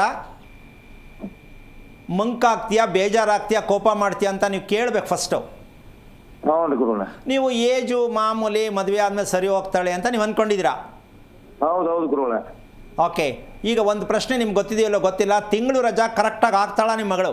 ಒಂದು ತಿಂಗಳಿಗೆ ಕರೆಕ್ಟ್ ಡೇಟ್ಗೆ ಆಗ್ತಾಳ? ವ್ಯತ್ಯಾಸ ಆಗತ್ತೆ ಅಂತ ಗೊತ್ತಾ? ವೇರಿಯೇಷನ್ ಆಕೈತೆ ಅಂತ ಹೇಳ್ತಿರ್ತಾಳ್ರಿ. ಅದನ್ನ ರಿಪೇರಿ ಮಾಡೋದು ಕಲ್ತ್ಕೊಳ್ಳಿ, ಮದುವೆ ಆಮೇಲೆ ಮಾಡಿ. ಓಕೆ ಗುರು. ಓಕೆ, ಅಲ್ಲ, ರೆಡಿ ಮಾಡಬೇಕಾ ಬೇಡವಾ? ಅದು ಕ್ಲಿಯರ್ ಮಾಡ್ಬೇಕು ಗುರುಗಳ. ಅದು ಮಾಡಿದ್ರೆ ಆರೋಗ್ಯ ಚೆನ್ನಾಗಿರುತ್ತೆ. ಈಗ ಆಲ್ರೆಡಿ 60% ಅವಳಿಗೆ ಮಾನಸಿಕವಾಗಿ ಹಿಂಸೆ ಆಗ್ತಾ ಇರೋದೇ ಅದು. ಅದನ್ನು ರಿಪೇರಿ ಮಾಡಿ ಹೋದ ಮನೆಗೂ ಚೆನ್ನಾಗಿರ್ತಾರೆ, ನಿಮಗೂ ಚೆನ್ನಾಗಿರುತ್ತೆ. ಒಳ್ಳೆಯದಾಗಲಿ. ಕರೆ ಮಾಡಿದ್ದಕ್ಕಾಗಿ ಧನ್ಯವಾದಗಳು ಗುರುಗಳೇ. ಈಗ ಭೀಮನ ಅಮಾವಾಸ್ಯೆ ಕೂಡ ಹತ್ತಿರ ಬರ್ತಾ ಇದೆ. ಭೀಮನ ಅಮಾವಾಸ್ಯೆ ಅಂತ ಪ್ರತಿ ವರ್ಷ ಪೂಜೆ ಮಾಡ್ತಾ ಇರ್ತಾರೆ. ಈ ಹುಟ್ಟು ಹಬ್ಬದ ಆಚರಣೆಗಳನ್ನು ಗಂಡ ಹೆಂಡ್ತಿದ್ ಮಾಡೋದೇನೋ, ಹೆಂಡ್ತಿ ಗಂಡದ ಮಾಡೋದೇನೋ, ಏನೋ ವಿವಾಹ ವಾರ್ಷಿಕೋತ್ಸವ ಬಂತು ಅಂದರೆ ಅದ್ದೂರಿ ಕಾರ್ಯಕ್ರಮಗಳು ನಡೀತಾ ಇರುತ್ತೆ. ತಾತ್ಕಾಲಿಕ ಸಂತೋಷ ಅಲ್ವಾ ಹಂಗಾದ್ರೆ ಇದು? ಅಂದರೆ ನಾವು ಮಾಡ್ತಕ್ಕಂಥ ಆಚಾರ ವಿಚಾರಗಳ ವಿಷಯದಲ್ಲಿ ಅವು ಅವರವರ ವೈಯಕ್ತಿಕವಾಗಿ ಮಾಡಲಿ ತೊಂದರೆ ಇಲ್ಲ, ಅದು ತಪ್ಪು ಅಂತ ಹೇಳ್ತಾ ಇಲ್ಲ. ವಿಷಯ ಇಷ್ಟೇ, ಮಕ್ಕಳು ಮದುವೆ, ಮಕ್ಕಳಾಗಬೇಕು ಮಕ್ಕಳಾಗಿದೆ, ಮದುವೆ ಆಗಬೇಕು ಮದುವೆ ಆಗಿದೆ. ಇದು ಎರಡಕ್ಕೆ ಉತ್ತರ, ಸರಿಯಾದ ಉತ್ತರ ಏನು ಅಂತ ಹೇಳ್ತೀಯಮ್ಮ? ಮದುವೆ ಆಗಬೇಕು ಮದುವೆ ಆಗಿದೆ, ಮಕ್ಕಳಾಗಬೇಕು ಮಕ್ಕಳಾಗಿದೆ. ಇದಕ್ಕೆ ನಿಜವಾದ ಉತ್ತರ ಗೊತ್ತಾಗಿಲ್ಲ. ಮದುವೆನೂ ಆಗಿದೆ ಮಕ್ಕಳಾಗಿದೆ, ಉತ್ತರ ಹೇಗಾದ್ರೆ ಅದಕ್ಕೆ ಪ್ರಶ್ನೆ ಏನು ಬರುತ್ತೆ ಹಾಗಾದ್ರೆ? ಪದ್ಧತಿ ಇದೆ ಮಾಡ್ಕೊಂಡು ಹೋಗಿದ್ದೀವಿ ಅನ್ನೋ. ಮದುವೆ ಆಗಿದೆಯಾ ನೆಮ್ಮದಿ ಆಗಿದೆಯಾ? ಉತ್ತರ ಇಲ್ಲ. ಮಕ್ಕಳಾಗಿದ್ದಾರೆ ನೆಮ್ಮದಿ ಇದೆಯಾ? ಉತ್ತರ ಇಲ್ಲ. ಅಮ್ಮ ಪೂಜೆ ಮಾಡ್ತಾ ಇದೆಯಾ, ದಿನ ಬೆಳಗ್ಗೆ ಎದ್ದು ತಣ್ಣೀರು ಸ್ನಾನ ಮಾಡ್ತಾ ಇದೆಯಾ, ಉಪವಾಸ ಮಾಡ್ತಾ ಇದೆಯಾ, ನೆಮ್ಮದಿ ಇದೆಯಾ? ಇಲ್ಲ. ಯಾವುದಕ್ಕಾರು ಸತ್ಯ ಇದೆ ಅಂತ ಗೊತ್ತಾದರೆ ನೀವು ಮಾಡಿ ಅಮ್ಮ. ಎಲ್ಲ ಇದು ನೋಡಿ, ಈಗ ವರಮಹಾಲಕ್ಷ್ಮಿ ಪೂಜೆ ವಿಚಾರ, ಭೀಮನ ಅಮಾವಾಸ್ಯೆ ವಿಷಯ ಹೇಳಿದೆಮ್ಮ, ಇದು ಮ್ಯಾಜಿಕ್, ಇದು ಬಿಸ್ನೆಸ್. ಇದು ಯಾರೋ ಹರಡಿದ್ರು ಒಂದು ಬಿಸ್ನೆಸ್ ಆಗಬೇಕಂತ, ಅದನ್ನು ಇವ್ರು ಜನ ಹಿಡ್ಕೊಂಡ್ರು ಅಂದರೆ ಮಾಡಬೇಡಿ ಅಂತ ನಾವು ಹೇಳ್ತಾ ಇಲ್ಲ. ನೀವು ಅದರಿಂದ ಸಫಲತೆ ಹೊಂದಿದ್ದೀರಾ, ನೆಮ್ಮದಿ ಕಂಡುಕೊಂಡಿದ್ದಾರಾ ಅಂತ. ನೀವೇನೇ ಮಾಡಿ ಊಟ ಮಾಡಿದ್ರು ಕೂಡ ಆ ಊಟದ ಬಗ್ಗೆ ಅರಿವಿರಬೇಕು ನಿಮಗೆ. ನಾನು ಮಾಡಿದ ಊಟ ನನಗೆ ಮನಸ್ಸು ಸಂತೋಷ ಆಗಿದೆಯಾ, ನೆಮ್ಮದಿಯಾಗಿ ನಿದ್ದೆ ಮಾಡಿದ್ದೀನಾ ಅಂದರೆ ನಾಳೆ ಬೆಳಗ್ಗೆ ಆ ಊಟವನ್ನು ಬದಲಾಯಿಸಿ. ನಾನು ತಿನ್ನೋದೇ ಬೇಳೆ ಸಾರು, ನಾನು ತಿನ್ನೋದೇ ಏನೋ ನಿಮ್ಮ ಇಷ್ಟ ವೈಯಕ್ತಿಕವಾಗಿ ನೀವು ಹಂಗೆ ಅಂದ್ಕೊಂಡ್ರೆ ನಿಮ್ಮ ದೇಹ ನಿಮ್ಮ ಮಾತು ಕೇಳಲ್ಲ. ಈ ಥರದ ಆಲೋಚನೆ ಬಹುಭಾಗ ನಾವು ಭಾರತ ಭೂಮಿ ಅಂತ ಅಂದ್ಕೊಂಡ್ರು, ಬೇಡ ಕರ್ನಾಟಕ ಅಂದ್ಕೊಂಡ್ರು, ಎಷ್ಟು % ಜನ ಗುರುಗಳ ಈ ಥರ ಯೋಚನೆ ಮಾಡ್ತಾರೆ? ಸಾಧ್ಯವೇ ಇಲ್ಲ, ಹಾಗೇ ಇಲ್ಲ. ಯಾಕೆ ಅಂದರೆ ಈ ವಿಷಯನೇ ಇಲ್ವಲ್ಲ. ಹೌದು. ಈಗ ನಿಮ್ಮ ದೇಹವನ್ನು ನೀವು ನೋಡ್ಕೊಳ್ಳಿ ಅಂತ ಹೇಳ್ತಕ್ಕಂಥ ಪ್ರಶ್ನೆ ಹೇಳಕ್ಕೆ ಸಾಧ್ಯನೇ ಆಗಿಲ್ಲ. ಗೊತ್ತಾಯ್ತು. ರಿಪೇರಿ ಮಾಡಕ್ಕೆ ಹೋಗ್ತಾರೆ ಇವರು. ಅವರು ಬಂದು ಕೇಳ್ತಾರೆ, ನನಗೆ ಯಾಕೋ ಸರಿ ಹೋಗ್ತಾ ಇಲ್ಲ, ಬೆಳಗಿಂದ ತಲೆನೋವು. ಪರಿಹಾರ ಹೇಳ್ಬಿಡ್ತಾರೆ. ಅವ್ರು ಕೇಳಿದ್ದು ತಪ್ಪು, ಇವ್ರು ಹೇಳಿದ್ದು ತಪ್ಪು. ಅವರು ಮೊದಲು ಕೇಳೋಕ್ಕೆ ಮುಂಚೆ ಅವ್ರು ಯೋಚನೆ ಮಾಡಬೇಕಿತ್ತು, ಈ ತಲೆನೋವು ಬಂದಿದ್ದು ಲೇಟಾಗಿ ಮಲ್ಕೊಂಡದ್ದಕ್ಕೆ, ನಿದ್ದೆ ಬರದೇ ಇದ್ದಕ್ಕೆ, ರಾತ್ರಿ ಊಟ ತಡವ ಮಾಡೋದಕ್ಕೆ ವಿಚಾರ ಸಿಕ್ತು. ಯಾವ್ದು ಮಾಡಬೇಕಿತ್ತು? ತಿಳಿಬೇಕಿತ್ತು. ಇದೇ ನಮ್ಮ ಜನಗಳಲ್ಲಿ ಆಗ್ತಿರ್ತಕ್ಕಂಥ ಅಜ್ಞಾನತ್ವ. ವೈಯಕ್ತಿಕವಾಗಿ ಸ್ವಂತ ಬುದ್ಧಿಯಿಂದ ಏನನ್ನೂ ಮಾಡ್ತಾ ಇಲ್ಲ, ಎಲ್ಲ ಇನ್ನೊಬ್ಬರ ಮೇಲೆ ಹೊರಕೊಡೋದೆ, ದೇವ್ರ ಮೇಲೆ ಹೊರಗೆ ಬಿಡೋದು. ಮದುವೆ ಆಯಿತು, ಹರಕೆ ಕಟ್ಕೊಂಡ್ರು, ಮದುವೆ ಆಯಿತು, ಆಮೇಲೆ ದೇವ್ರು ಬಿಟ್ಬಿಟ್ರು ಸೈಡ್ಗೆ. ಇನ್ನು ನೆಕ್ಸ್ಟ್ ಮಗು ಆಗಲಿಲ್ಲ ಅಂದರೆ ದೇವ್ರ ಕಡೆ ಹೋಗ್ತಾರೆ. ಸಂಕಟ ಬಂದಾಗ ಅಷ್ಟೇ. ಸೊ ಇದೇನಾಗ್ತಾ ಇದೆ ಅಂದರೆ, ನಮ್ಮ ಬದುಕಿನ ಮೌಲ್ಯಗಳೇನು ಅಂತ ಯಾವ ವ್ಯಕ್ತಿ ತಿಳ್ಕೊಳ್ಳಲ್ವೋ ಅಲ್ಲಿವರೆಗೂ ನೀವು ಯಾವುದೇ ಮಾಡಿದ್ರು ಏನೇ ಮಾಡಿದ್ರು ಹಣ ವ್ಯರ್ಥ ಮಾಡಿಕೊಂಡು ಸಾಲಗಾರರಾಗಿ ಹಿಂಸೆ ಸಿಕ್ಕಾಕೋತೀರೇ ಹೊರ್ತು ಇದರಿಂದ ಸತ್ಯವನ್ನು ನಾವು ಕಂಡುಕೊಂಡಿದ್ದೀವಿ ಅಂತಕ್ಕಂಥದ್ದು ಇತಿಹಾಸದಲ್ಲಿ ಎಲ್ಲೂ ಆಗಿಲ್ಲ. ಗುರುಗಳ ನೆಮ್ಮದಿಗಾಗೇ ಪ್ರತಿಯೊಬ್ಬರು ಕೂಡ ಯಾವುದೇ ಆಚರಣೆ ಅನ್ನೋದನ್ನು ಮಾಡೋದು. ಅಂಥ ನೆಮ್ಮದಿ ಸಿಕ್ಬಿಟ್ರೆ ದೇವರಾಗ್ಬಿಡ್ತಾರೆ. ಈ ಕೆಲವೊಂದು ಕಡೆ ಮಾತಾಡಬೇಕಾದ್ರೆ ಏನು ಕಷ್ಟ ಅನ್ನೋದು ಮನುಷ್ಯರಿಗೆ ಬರದೆ ಏನು ಮರಕ್ಕೆ ಬರುತ್ತಾ ಅಂತಾರೆ. ಇದ್ರ ಬಗ್ಗೆ ಏನು ಹೇಳ್ತೀವಿ? ಇಲ್ಲಿ ಕಷ್ಟ ಅಂತ, ದುಃಖ ಅಂತದ್ದು, ನೋವು ಅಂತಕ್ಕಂಥದ್ದು, ಸಾಲ ನಷ್ಟ ಅಂತಕ್ಕಂಥ ವಿಷಯ ಇದೆಯಲ್ಲ, ಇದು ನಾವು ಹೇಳ್ತಿರೋದೇ ಮೊದಲನೇ ದೊಡ್ಡ ಶಾಪ. ಇದು ಸೋಮಾರಿಗಳು ಮಾತ್ರ ಹೇಳೋ ವಿಷಯ. ಇದು ಸೋಮಾರಿ ಜೊತೆ ಸೋಮಾರಿನೇ ಸೇರೋದು. ಹೌದೌದು. ಅವರಿಬ್ಬರು ಇವನೊಂದು ಹೇಳ್ತಾನೆ, ಅವರೊಂದು ಹೇಳ್ತಾರೆ. ಹೆಂಗಸಾದ್ರು ಅಷ್ಟೇ ಸಮಾಧಾನ ಮಾಡ್ಕೊಂಡು ಎಲ್ಲ ಆದಮೇಲೆ ಏನು ಮಾತಾಡಿ, ಏನು ನೀನೇ ನಾನೇ. ಹೌದು. Time waste. ಹೌದು. ನಮ್ಮ ವಿಚಾರ ಇಷ್ಟೇ. ಇಲ್ಲಿ ಆರೋಗ್ಯ ರಹಸ್ಯ ಅಂತ ನಾವು ಏನಕ್ಕೆ ಹಾಕಿದ್ದೀವಿ ಅಂತ ಫಸ್ಟ್ ಇದನ್ನು ಅರ್ಥ ಮಾಡ್ಕೊಂಡು ಎಷ್ಟು ಜನ ಅವರು ನಂಗೆ ಗೊತ್ತಿಲ್ಲ. ಆರೋಗ್ಯ ರಹಸ್ಯ ಅಂದರೆ ರಹಸ್ಯ ಯಾವುದು ಅಂದರೆ ನೀವು ತಿಳಿದೇ ಇರತಕ್ಕಂಥದ್ದೇ ರಹಸ್ಯ ಅಷ್ಟೇ. ಅಂದರೆ ಪ್ರತಿಯೊಂದು ಅಮ್ಮ ಒಂದೇ ಮಾತ್ರ ಹೇಳಬೇಕಂದ್ರೆ, ಮನುಷ್ಯನಿಗೆ ಯಾವುದೇ ಕಾರಣಕ್ಕೂ ಪ್ರತಿಯೊಂದಲ್ಲಿ ಇರ್ತಕ್ಕಂಥದ್ದು ಶಕ್ತಿ ಆಹಾರದಲ್ಲಿ ಹೌದಾ ಅಲ್ವಾ? ಖಂಡಿತ. ಮನಸ್ಸು ಸರಿಯಾಗಿದ್ರೂ ಆಹಾರನೇ, ದೇಹ ಶಕ್ತಿ ಆಗಿರಬೇಕಾದ್ರೂ ಆಹಾರನೇ. ಅದನ್ನು ಬಿಟ್ಟು ಬೇರೆ ಏನೇ ನೀವು ಮಾಡಿದ್ರು ನಿಮ್ಗೇನು ಗೊತ್ತಿಲ್ಲ, ನಿಮ್ಮ ಬದುಕಿಗೆ ಅವು ಮೌಲ್ಯ ಇಲ್ಲ ಅಂತ ಹೇಳ್ಬಿಡ್ಬೋದು ನೇರವಾಗಿ. ಈಗ ಶೋಭಾ ಅಂತ ಕರೆ ಮಾಡಿದ್ದಾರೆ. ನಮಸ್ಕಾರ ಶೋಭಾ ಅವರೇ. ಶೋಭಾ ಅವ್ರಿಗೆ ನಾನು ಮಾತಾಡೋದು ಕೇಳಿಸ್ತಾ ಇದೆಯಾ? ಕೇಳಿಸ್ತದೆ ಮೇಡಮ್. ನೀವು ಮಾತಾಡೋದು ನನಗೆ ಕೇಳಿಸ್ತಾ ಇಲ್ಲ, ಸ್ವಲ್ಪ ಜೋರಾಗಿ ಮಾತಾಡಿ. ನಮಸ್ಕಾರ. ನಮಸ್ಕಾರ. ಎಲ್ಲಿಂದ ಕರೆ ಮಾಡ್ತಾ ಇದ್ದೀರಿ? ನಾವು ಚನ್ನಪಟ್ಟಣದಿಂದ. ನಕ್ಷತ್ರ ತಿಳಿಸ್ಬೋದಾ? ಶ್ರವಣ ನಕ್ಷತ್ರ. ಓಕೆ, ಗುರುಗಳಿದ್ದಾರೆ, ಮಾತಾಡಿ. ಹಲೋ, ನಮಸ್ಕಾರ ಗುರುಜಿ. ನಾರಾಯಣ. ಹೇಳಿಮ್ಮ, ಯಾರು? ಶ್ರವಣ ನಕ್ಷತ್ರ. ನಾನೇ ಗುರುಜಿ. ಎಷ್ಟು ವಯಸ್ಸು? 45. ಏನಾಗಬೇಕಿತ್ತು? ನಾನು ಆರೋಗ್ಯದ ಬಗ್ಗೆ ಕೇಳ್ಬೇಕಿತ್ತು. ಉಸಿರಾಟ ಚೆನ್ನಾಗಿದೆ ಅಂತ ಅನ್ಸುತ್ತಮ್ಮ?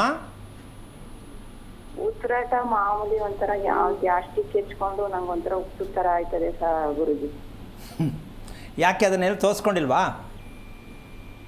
ಎಷ್ಟೊಂದು ಹಾಸ್ಪಿಟ್ಲ್ ತೋರಿಸಿದ್ವಿ, ಎಲ್ಲೂ ಹುಷಾರೇ ಆಗಿಲ್ಲ ಗುರುಜಿ. ಓಕೆ, ಈಗ ಒಂದು ಪ್ರಶ್ನೆ ಕೇಳ್ತೀನಿ. ಹ್ಮ್ ಊಟ ನುಂಗೋದಾ ತಿನ್ನೋದಾ ನೀವು? ಅಡ್ಡಿತೀನಿ, ನಿಮ್ ಪ್ರೋಗ್ರಾಮ್ ನೋಡಿದ್ಮೇಲೆ ಅಗ್ದು ಅಗ್ದು ನೋಡ್ತೀನಿ. ಈಗ ಜ್ಞಾನೋದಯ ಆಗಿದೆ ಇವರಿಗೆ. ಇಲ್ಲಿ ವಿಷಯ ಶ್ರವಣ ನಕ್ಷತ್ರ ಅಂತ ಒಂದು ನಕ್ಷತ್ರ ಅಮ್ಮ. ಯಾವುದೇ ಆಗಲಿ 27 ನಕ್ಷತ್ರಗಳಿರುತ್ತೆ. ಆ 27 ನಕ್ಷತ್ರಕ್ಕೂ ತನ್ನದೇ ಆದ ಒಂದು ಸಿದ್ಧಾಂತ ಇದೆ. ಒಂದೊಂದು ನಕ್ಷತ್ರದಲ್ಲಿ ದೇಹದಲ್ಲಿ ಏನೇನು ವೈಪರೀತ್ಯಗಳಾಗ್ತಾ ಇದೆ ಅಂದರೆ, ಏನು ವೈಪರೀತ್ಯ ಅಂದರೆ ಎಲೆಕ್ಟ್ರಿಕ್ ಶಕ್ತಿ, ಚೈತನ್ಯ. ಇದು ನಕ್ಷತ್ರದಲ್ಲಿ ದೇಹದಲ್ಲಿ ಇಷ್ಟು ಚೈತನ್ಯ ಇರುತ್ತೆ ಅಂತ ಕಂಡುಹಿಡಿಬೇಕು ಅಂತ ನಮ್ಮ ದೇಶದಲ್ಲೆಲ್ಲ ವಿಶ್ವದಲ್ಲೂ ಇಲ್ಲಿವರೆಗೂ ಇದನ್ನು ರೆಡಿ ಮಾಡ್ಕೊಳಕ್ಕೆ ಆಗಿಲ್ವಲ್ಲ ಅಂತ ನನಗೆ ಯೋಚನೆ. ಒಬ್ಬರಲ್ಲಿರುವಂಥ ಶಕ್ತಿ ಇನ್ನೊಬ್ಬರಲ್ಲಿರಲ್ಲ. ಅಂದರೆ ಆ ನಕ್ಷತ್ರದ ಒಂದು ಪ್ರಭಾವ ಏನಕ್ಕೆ ಅಂದರೆ, ಆ ಚೈತನ್ಯ ಎಷ್ಟು ಪರ್ಸೆಂಟೇಜ್ ತಾಯಿ ಗರ್ಭದಲ್ಲಿ ರೆಡಿ ಆಯಿತು. ತಾಯಿ ಗರ್ಭದಲ್ಲೇ ಅದು ಹೊರಗೆ ಪ್ರಪಂಚಕ್ಕೆ ಬಂದ ಮೇಲೆ ಎಷ್ಟು ಮಟ್ಟಕ್ಕೆ ಅದನ್ನು ಆಲ್ಟ್ರೇಷನ್ ಆಯಿತು, ಇದು ಎರಡಕ್ಕೂ ಇನ್ನೂ ಉತ್ತರ ಸಿಕ್ಕಿಲ್ಲ. ಅದು ಏನೋ ಒಂದು ಬೇಕು, ಹೆಸರಿಡಕ್ಕೆ ನಕ್ಷತ್ರ ಅಂತ ತಿಳ್ಕೊಂಡಿರೋದು ನಮ್ಮ ದೇಶ ಬದುಕ್ತಾ ಇರೋದು. ನಕ್ಷತ್ರ ಏನಕ್ಕೆ ಬೇಕು? ಹೆಸರಿಡಕ್ಕೆ ಅಂತ. ಇದರಂಥ ಮೂರ್ಖತನದ ವಿಚಾರ ಇನ್ನೊಂದಿಲ್ಲ. ಹಾಗಂತ ನಕ್ಷತ್ರಕ್ಕೆ ಇಡದೇ ಇರೋವಂಥ ಹೆಸರಿಡದೇ ಇರೋದು ಬೇಕಾದಷ್ಟು ಜನ ಇದ್ದಾರೆ, ಬದುಕ್ತಾ ಇದ್ದಾರಲ್ಲ. ನಕ್ಷತ್ರ ಇದ್ದುಕೊಂಡೇ ಎಷ್ಟು ಜನ ಇದ್ದಾರೆ ನಮ್ಮ ದೇಶದಲ್ಲಿ? ಇಲ್ವಲ್ಲ. ಅಂದರೆ ನಕ್ಷತ್ರ ಅನ್ನೋದು ಏನಕ್ಕೆ ಅಂದರೆ, ನಮ್ಮ ದೇಹದಲ್ಲಿ ಮಗುವಿನ ಚೈತನ್ಯ ಎಷ್ಟರ ಮಟ್ಟಿಗಿದೆ ಅಂತ ಗುರುತಿಸ್ಬೇಕು ಅಂತಕ್ಕಂತಹ ಜಾತಕ, ಕುಂಡಲಿ, ಜ್ಯೋತಿಷ್ಯ ಹೇಳುವಂಥವರಿಗೆ ಈ ಸತ್ಯ ಇಲ್ಲಿವರೆಗೂ ಅರ್ಥ ಆಗಿಲ್ಲ ಅನ್ನೋದೇ ಒಂದು ದೊಡ್ಡ ಯಕ್ಷ ಪ್ರಶ್ನೆ. ಬೇಕು ಅಂತೆ ಬೇಡ ಅಂತೆಯಮ್ಮ? ಖಂಡಿತ ಬೇಕು. ಅರೆ ಮೂಲನೇ ಗೊತ್ತಿಲ್ಲ ಅಂದಮೇಲೆ ಆ ಮಗು ಮುಂದೆ ಹಂಗಾಗತ್ತೆ, ಅಲ್ಲಿಗೆ ಹೋಗುತ್ತೆ, ಅಮೆರಿಕಕ್ಕೆ ಹೋಗುತ್ತೆ, ಡಾಕ್ಟ್ರ್ ಆಗುತ್ತೆ. ಈ ಕತೆ ತಗೊಂಡು ಏನು ಮಾಡೋಣ ನಾವು? ನಮಗೆ ಮಗುವಿನ ಚೈತನ್ಯ ಬೇಕು. ಉಸಿರಾಟದ ಕ್ರಮ ಸರಿ ಇದೆಯಾ? ಯಾವುದೇ ತಾಯಿ ಗರ್ಭದಲ್ಲಿ ಹುಟ್ಟಿದ ಮಗುವಿಗೆ ಉಸಿರಾಟದ ಕ್ರಮ ಯಾವುದೇ ಮಗುಗೂ ಚೆನ್ನಾಗಿರಲ್ಲ. ಆ ಕ್ರಮಕ್ಕೆ ಅನುಸರಿಸಬೇಕು ಮಗುವನ್ನು. ಮಗು ಪರಿವರ್ತನೆ ಆಗತ್ತೆ ಅಂತ ನಮ್ಮ ಜನ ಸೈನ್ಸಲ್ಲೂ ಇಲ್ಲ, ಪೂಜೆ ಮಾಡೋರಲ್ಲೂ ಇಲ್ಲ, ನೀವು ಯಾವ ಸಂಸ್ಕಾರ ತೊಗೊಂಡ್ರೂ ಇಲ್ಲ. ಅದು ಅಂದರೆ ಉಸಿರಾಟವನ್ನು ಪರಿವರ್ತನೆ ಮಾಡಬೇಕಾ ಬೇಡವಾ? ಮಾಡಬೇಕಾಗುತ್ತೆ. ಈ ಮಗು ಹುಟ್ಟಿದ ತಕ್ಷಣ ಅಳುತ್ತೆ, ಅದು ಜ್ಞಾನವಂತ ಮಗು ಆಗಿದೆ ಅನ್ನೋದಕ್ಕೆ ಐಡೆಂಟಿಫೈ. ಅದು ಹುಟ್ಟಿದ ತಕ್ಷಣ ಹತ್ರೆ ಇವ್ರು ದಬ್ ದಬ್ ದಬ್ ಅಂತ ಹೊಡೆದು ಉಲ್ಟಾಪಟ್ಟ ಸರ್ಕಸ್ ಮಾಡಿ ಅಳಿಸ್ತಾನೆ ನೋಡಿ, ಅದು ಅರಪ್ರಜ್ಞೆ ಮುಂಡೆದು ಹುಟ್ಟೈತೆ ವೇಸ್ಟ್ ಬಾಡಿ ಅಂತ ಡಿಸೈಡ್. ಅಮ್ಮ ಈ ವಿಷಯ ಮಾತಾಡಿದ್ರೆ 3 ತಿಂಗಳು ಎಪಿಸೋಡ್ ಮಾಡ್ಬೋದು. ಒಂದು ತಾಯಿ ಗರ್ಭದಲ್ಲಿ ಹುಟ್ಟಿದ ಮಗುವಿನಲ್ಲಿ ನೀವು ಮಗು ಕರೆಕ್ಟ್ ಇದೆಯಾ ಇಲ್ಲ, ಕರೆಕ್ಟ್ ಇದೆಯಾ ಅಂದರೆ ಏನು, ಪ್ರಜ್ಞೆ ಎಷ್ಟರ ಮಟ್ಟಿಗಿದೆ ಅಂತ ಕಂಡುಹಿಡಿತಕ್ಕಂಥ ಸತ್ಯಾಂಶ ನಮ್ಮ ದೇಶದಲ್ಲಿ ಯಾಕೆ ಆಗ್ತಾ ಇಲ್ಲ ಅಂತ. ಬೇಕು ಅಂತೀಯ ಬೇಡ ಅಂತೀಯಮ್ಮ? ನಿಜ ನಿಜ. ನೀವು ಮಗು ಮೌಲನೇ ಕೆಡಿಸ್ಬಿಟ್ಟು ಆಮೇಲೆ ಮಗು ಚೆನ್ನಾಗಿರಬೇಕು, ಚೆನ್ನಾಗಿ ಓದಬೇಕು, ಡಾಕ್ಟರ್ ಆಗಬೇಕು, ಎಲ್ಲಿಂದ ಆಗುತ್ತದು? ಆರೋಗ್ಯನೇ ಹಾಳಾಗ್ಬಿಟ್ಟಿರ್ತದಕ್ಕೆ. ಅದಕ್ಕೆ ದೇಹದಲ್ಲಿ ನೋವು ಅಂತ ಏನಕ್ಕೆ ಕಾಣಿಸುತ್ತೆ ಅಂದರೆ, ಚಿಕ್ಕ ಮಕ್ಕಳು ಹೇಳಿದ್ರು ತಾಯಿ ತಂದೆಗಳು ಯೋಚನೆ ಮಾಡಬೇಕು. ಮಗು ಕಾಲು ನೋವು, ತಲೆನೋವು ಹೇಳ್ತಾ ಇದೆ ಅಂದರೆ ವಕ್ರಸ್ಕೊಂಡಿದೆ, ಹೆಲ್ತ್ ಕಂಪ್ಲೀಟ್, ಊಟ ಮಾಡೋದು ಈ ದೇಹಕ್ಕೆ ಹಿಡಿತಾ ಇಲ್ಲ ಅಂತ ಡಿಸೈಡ್ ಮಾಡಬೇಕು. ನಾವೇನು ಮಾಡ್ತೀವಿ? ಚೆಂಡು ಬಾಂಬು, ಅಮೃತಾಂಜನು ಉಜ್ಜಿಬಿಟ್ಟು ಮಲ್ಕೊಪ್ಪ ಅಂದ್ಬಿಟ್ಟು ನಿದ್ದೆ ಬರೆಸ್ಬಿಡ್ತೀವಿ. ನಾಳೆ ಬೆಳಿಗ್ಗೆ ಮಗು ಅದೇ ಅನುಭವಿಸುತ್ತೆ. ಆಮೇಲೆ ಹೇಳೋದೇ ಇಲ್ಲ ಅಮ್ಮನ ಹತ್ರ ದಿನ ಏನು ಹೇಳೋದು ಅಂತ. ಆಮೇಲೆ ಕೊನೆಗೆ ಅಮ್ಮ ಮೂಡಲ್ಲಿ ಹೆಂಗಿರ್ತಾಳೆ ಬೈದೇ ಬಿಡ್ತಾಳೆ, ದಿನ ನೀನು ಇದೇ ರಾಮಾಯಣನ ಅಂತ. ಸೊ ಇದು ಹೆಂಗೆ ಹಿಂದಕ್ಕೆ ಹೋಗುತ್ತೆ ಅಂದರೆ, ನೀನು ಆಟ ಆಡಬೇಡ, ಸ್ಪೋರ್ಟ್ಸ್ಗೆ ಹೋಗ್ಬೇಡ, ನಿನ್ನ ಕಾಲು ನೋವು ಅಂತೀಯಾ, ಅದೇ ಹೇಳ್ಬಿಟ್ಟು ಆ ಮಗು ಕೂತ್ಕೊಂಡು ಯೋಚನೆ ಮಾಡುತ್ತೆ, ನನಗೆ ಓಡಿದ್ರೆ ಕಾಲು ನೋವು ಬರುತ್ತೆ. ಅಂದರೆ ಕಾಯಿಲೆಯನ್ನು ನಾವೇ ಉತ್ಪತ್ತಿ ಮಾಡ್ತಾ ಇದ್ದೀವಿ. ಮಗು ಆ್ಯಕ್ಚುಲಿ ಕಾಯಿಲೆ ಇಲ್ಲ, ನಾವು ಅದಕ್ಕೆ ಹೇಳಿ ಎದುರಿಸ್ತಾ ಇದ್ದೀವಿ. ಈಗ 46 ವರ್ಷ ಆಗಿದೆ, ಊಟ ತಿನ್ನೋದು ಗೊತ್ತಿಲ್ಲ. ಈ ಥರದರು ನಮ್ಮ ದೇಶದಲ್ಲಿ 99% ಇದ್ದಾರೆ, ಮಗುವಿಂದ ಸಾಯೋವರೆಗೆ ವಯಸ್ಸುವರೆಗೂ. ಏನು ಹೇಳ್ತೀಯಮ್ಮ? ಬಾಯಲ್ಲಿ ಹಾಕ್ಕೊಳ್ಳೋದು ಗೊತ್ತಷ್ಟೇ, ಅಗಿತಿದ್ದೀವ, ನುಂಗ್ತಿದ್ದೀವ, ಏನು ಮಾಡ್ತಿದ್ವಿ ಅರಿವೇ ಇಲ್ಲದೆ ಊಟ ಮಾಡಿದ ಮೇಲೆ ನಿನ್ನ ದೇಹದಲ್ಲಿ ನೋವು ಬರದೆ ಏನಾಗತ್ತೆ? ಇರೋ ಸಲ ಒಂದೇ ಪ್ರಶ್ನೆ, ಆರೋಗ್ಯ ಸರಿ ಇಲ್ಲ. ನೀವು ಕಾಯಿಲೆ ಯಾವುದೋ ಬಂದಿರ್ಬೋದು, ಅದೇನೋ ನೀವು ಹೆಸರಿಟ್ಕೊಳ್ಳಿ ಕಾಯಿಲೆಗೆ. ಆದರೆ ಒಂದು ಹೇಳ್ತೀನಿ, ಜೀರ್ಣಕ್ರಿಯೆ ಜೀರ್ಣಾಂಗ. ಈ ಸತ್ಯವನ್ನು ತಿಳ್ಕೊಂಡೇ ಪ್ರತಿಯೊಬ್ಬರು ಕೂಡ ಮಗು ಚೆನ್ನಾಗಿಲ್ಲ, ಆರೋಗ್ಯ ಇಲ್ಲ ಅಂದರೆ ತಾಯಿ ಹುಡುಕಬೇಕು. ಅಂದರೆ ಅವರ ಜೀರ್ಣಾಂಗ ಕೊರತೆಯಿಂದ ಮಗುನಲ್ಲಿ ಬಂದಿದೆ. ಅದಕ್ಕೇನು ಅಂತಂದರೆ, ಚರ್ಮ ರೋಗ ಅಂತಕ್ಕಂಥದ್ದು, ಚರ್ಮಕ್ಕೆ ಸಂಬಂಧಪಟ್ಟ ಸಮಸ್ಯೆ ಬರ್ತಾ ಇದೆ ಅಂದರೆ ತಾಯಿಗೆ ಕೋಪ ಜಾಸ್ತಿ ಇದೆ. ಮಗುಗೆ ಚರ್ಮ ರೋಗ ಪ್ರಾಪ್ತಿಯಾಗಿದೆ ಅಂದರೆ ತಾಯಿಗೆ ಕೋಪ ಜಾಸ್ತಿ ಇದೆ, ಅದಕ್ಕೆ ಮಗುಗೆ ಅದು ಬಂತು. ಇದು ಎಲ್ಲದಕ್ಕೂ ನಾವು ಅದನ್ನು ಏನು ಮಾಡ್ತೀವಿ, ಅನುವಂಶ ಅದಿತ್ತವ್ರು, ತಾತನಿಗಿತ್ತವ್ರು, ಅಮ್ಮನಿಗಿತ್ತವ್ರು, ಸರಿ ರೀ, ಅವ್ರಿಗಿದ್ರೆ ಇವ್ರು ಯಾಕೆ ಅನುಭವಿಸ್ಬೇಕು? ಕಟ್ ಮಾಡಬೇಕಲ್ಲಮ್ಮ ಅದನ್ನು. ಅಮ್ಮ ನಿಮ್ಗೆ ಅರ್ಥ ಆಯ್ತಾ ಇವಾಗ ಚೆನ್ನಾಗಿ ಒಗಿಬೇಕು ಅಂತ? ಹಾ ಸರಿ ಗುರುಜಿ. ಆಮೇಲೆ ಇನ್ನೊಂದು, ಮಾತಾಡ್ಕೊಂಡು ಊಟ ಮಾಡಬಾರ್ದು, ಹಾ ಮಾತಾಡಬಾರ್ದು. ಮೋಷನ್ ಪ್ರಾಬ್ಲಮ್ ಇದೆ ಸರ್. ಅಮ್ಮ ಇಲ್ಲಿ ಇದಾದ್ಮೇಲೆ ಅದು ಹಾಗೇ ಆಗುತ್ತೆ ತಾಯಿ. ಇದು ಸರಿ ಮಾಡು, ಅದು ಸರಿ ಹೋಗುತ್ತೆ. ನೀವು ಇಲ್ಲೇ ಸರಿ ಇಲ್ಲ ಅಂದ್ರೆ ಅದು ಬಂದಾಗತ್ತೆ. ಮೊದಲು ತಿನ್ನೋದನ್ನ ಒಂದು ನಿಮಿಷ ಕೇಳಿಸ್ಕೊತಾಯಿ, ಒಂದು ನಿಮಿಷ ಕೇಳಿಸ್ಕೊತಾಯಿ. ಸರಿ ಗುರು. ಇದಕ್ಕೆ ನರಮಂಡಲ ಅಂತಾರೆ, ಕೇಳಿಸ್ತಾ ಅಮ್ಮ? ಹಾ ಕೇಳಿಸ್ತು. ಈ ನರಮಂಡಲಕ್ಕೆ ಸ್ವಿಚ್ ಎಲ್ಲ ಆನ್ ಮಾಡೋದು ಅಂತ ವಿಚಾರ ಗೊತ್ತಾಗುತ್ತಾ ನಿಮಗೆ? ನರಮಂಡಲ ದೇಹದಲ್ಲಿ ಇರ್ತಕ್ಕಂಥ ಎಲ್ಲ ದೇಹದ ಭಾಗಗಳ ಆಲೋಚಿಸ್ಕೊಂತ ನರಮಂಡಲಕ್ಕೆ ಸ್ವಿಚ್ ಆನ್ ಮಾಡೋದು ಎಲ್ಲಿ? ಕಿವಿ ಅಥವಾ ಪಾದ? ಮೆದುಳು. ಅಂದರೆ ಬಕ್ಕೊಂಡೇ ಕೂತ್ಕೊಂಡಿರ್ತಾರೆ ಅವರು. ಅಮ್ಮ ನಿಮ್ಗೆ ಅರ್ಥ ಆಯ್ತಾ? ಹಾ ಅರ್ಥ ಆಯ್ತು ಗುರುಜಿ. ಬಕ್ಕೊಂಡು ಕೂತ್ಕೊಂಡಿರೋರಿಗೆ ಎಲ್ಲ ನೋವು ಇರುತ್ತೆ, ಇವ್ರಿಗೆ ರಿಪೇರಿ ಇಲ್ಲ. ನೆಟ್ಟು ಕೂರಲ್ಲ ಅಂತ ಯಾರು ಕೂರ್ತಾರೆ? ದಿನದಲ್ಲಿ ಯಾರಾದರೂ ಆಗಲಿ, ಚಿಕ್ಕವರಾಗಲಿ ದೊಡ್ಡವರಾಗಲಿ, ಗಂಡ ಮದುವೆ ಆಗಿರೋರಾಗಲಿ, ಅರ್ಧ ಗಂಟೆ ಸ್ಟ್ರೇಟಾಗಿ ಕೂತ್ಕೊಂಡ್ಬಿಡಿ, ಅದನ್ನು ನೋಟ್ಸ್ ಮಾಡಿ. ನಾನು ನಿನ್ನೆ ಅರ್ಧ ಗಂಟೆ ಕೂತಿದ್ದೆ, ಇವತ್ತು 5 ನಿಮಿಷ ಜಾಸ್ತಿ ಕೂತ್ಕೋತೀನಿ. ಇದನ್ನು ಫ್ಯಾಕ್ಟ್ರೀಸ್ ಮಾಡಿ. ನೀವು ಯಾವುದೂ ಏನು ಮಾಡೋದು ಬೇಡ, ಕೂರಕ್ಕಾಗಲ್ಲ, ನೋವು ಬಂದ್ಬಿಡುತ್ತೆ. ಇಲ್ಲ ಹಿಂದಕ್ಕೆ ಹೋಗ್ಬಿಡ್ತಾರೆ, ಇಲ್ಲ ಬಗ್ಬಿಡ್ತಾರೆ. ಇವತ್ತು ಮಕ್ಕಳು ಆಲ್ಮೋಸ್ಟ್ ಆಲ್ ಮಕ್ಕಳು ಇವತ್ತು ಹಾರ್ಟ್ ಅಟ್ಯಾಕ್ ಆಗ್ತಾ ಇದ್ದದಕ್ಕೆ ಏನು ಕಾರಣ ಅಂತ ಸಂಶೋಧನೆ ಮಾಡ್ತೀನಿ. ಅವ್ರಿಗೆ ನನ್ನ ನಗು ಬರ್ತಾ ಇದೆ ನನಗೆ. ನಾನು ನೇರವಾಗಿ ನಿಕ್ಕಲು ಚುಸ್ತಂಗೆ ಹೇಳ್ಬಿಡ್ತೀನಿ ಹಾರ್ಟ್ ಅಟ್ಯಾಕ್ ಏನಕ್ಕೆ ಆಗ್ತಾ ಇದೆ ಅಂತ. ಹೇಳೋಕ್ಕಾಗಲ್ಲ, ಸೈನ್ಸಲ್ಲಿ ಜಾಗ ಇಲ್ಲ ಇದಕ್ಕೆ ಅಂತ ನಾನು ಚಾಲೆಂಜ್ ಮಾಡಿ ಹೇಳ್ತೀನಿ. ಹಾರ್ಟ್ ಅಟ್ಯಾಕ್ ಚಿಕ್ಕ ವಯಸ್ಸು ಮಗುನಲ್ಲಿ ಏನಕ್ಕೆ ಆಗಬೇಕು? ಉತ್ತರ ಇಲ್ಲ, ನಮ್ಮಲ್ಲಿ ಸಾಧ್ಯನೇ ಇಲ್ಲ. ಯಾಕೆ ಅಂದರೆ ನಮ್ಮಲ್ಲಿರ್ತಕ್ಕಂತಹ ಸತ್ಯ ಏನಂದರೆ, ಎಚ್ಚರಿಕೆ ಅಂತಕ್ಕಂಥದ್ದು ಭಗವಂತ ಕೊಟ್ಟಿರ್ತಕ್ಕಂಥ ಎಚ್ಚರಿಕೆ ಅಂತಕ್ಕಂಥದ್ದನ್ನು ನಾವು ಗಮನಿಸೇ ಇಲ್ಲ. ಯಾರೊಬ್ಬರು ಕೋಪ ಬಂದಾಗ ಬೈತಾರೆ, ನೀನು ಆವು ಸತ್ ಬಿದ್ದ ನಂಗೆ ಸುಮ್ಮನೆ ಕೂತವನಲ್ಲ, ಮಾತಾಡಲ್ಲ ಅಂತ. ಅವನು ಮನೋರೋಗಿ ಆಗ್ಬಿಟ್ಟಿರ್ತಾನೆ, ಅವನಿಗೇನೂ ಅರ್ಥ ಆಗಲ್ಲ, ಯಾರು ಹೇಳಿದ್ರು ಗೊತ್ತಾಗಲ್ಲ, ಅವನು ಏನು ಮಾಡಬೇಕು ಗೊತ್ತಾಗಲ್ಲ, ಹಾಗೆ ಬದುಕ್ತಿರ್ತದೆ ಹೆಣ್ಣಾಗಲಿ ಗಂಡಾಗಲಿ. ಇವ್ರಿಗೆ ಮದುವೆಗಳು ಮಾಡ್ತಾರೆ, ಮದುವೆ ಆದಮೇಲೆ ಸರಿ ಹೋಗುತ್ತೆ ಅಂತ ಎಷ್ಟೋ ಜನ ಹೇಳ್ತಾರೆ. ಈಗ ಇದರ 2ನೇ ಕಾಲಲ್ಲಿ ನಾನು ಪ್ರಶ್ನೆ ಕೇಳಿದೆ, ಮಂತ್ಲಿ ಕರೆಕ್ಟಾಗಿದೆಯಾ ನೋಡಿ ಅಂತ. ಇದಕ್ಕೆ ಮೆಡಿಕಲಲ್ಲಿ ಉತ್ತರ ಏನು ಗೊತ್ತೇನಮ್ಮ?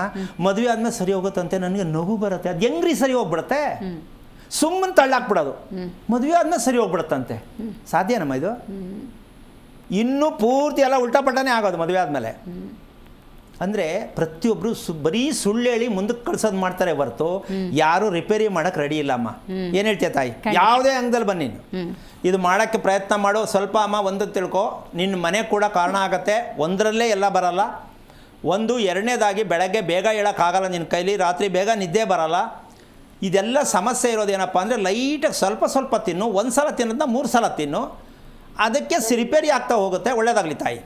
ಸುಶೀಲಾ ಅಂತ ಕರೆ ಮಾಡಿದ್ದಾರೆ. ನಮಸ್ಕಾರ ಸುಶೀಲಾ ಅವ್ರಿಗೆ. ನಮಸ್ಕಾರ ಮೇಡಮ್. ಸುಶೀಲಾ ಅವ್ರಿಗೆ ನಾನು ಮಾತಾಡೋದು ಕೇಳಿಸ್ತಾ ಇದೆಯಾ? ಹಾ ಮ್ಯಾಮ್ ಕೇಳಿಸ್ತಿದೆ. ಓಕೆ, ಎಲ್ಲಿಂದ ಕಾಲ್ ಮಾಡ್ತಾ ಇದ್ದೀರಿ? ಬೆಂಗಳೂರಿಂದ ಮ್ಯಾಮ್. ಓಕೆ, ನಿಮ್ಮ ನಕ್ಷತ್ರ? ಶತಭಿಷ ನಕ್ಷತ್ರ ಮ್ಯಾಮ್. ಗುರುಗಳಿದ್ದಾರೆ, ಮಾತಾಡಿ. ಹಲೋ, ನಮಸ್ಕಾರ ಗುರುಜಿ. ನಾರಾಯಣ ಹೇಳಿ, ಏನು ಓದಿದ್ದೀರಾ? ನಂದು BA ಆಗಿದೆ ಗುರುಜಿ. ಓಕೆ, ಏನಾಗಬೇಕಿತ್ತು ತಮಗೆ?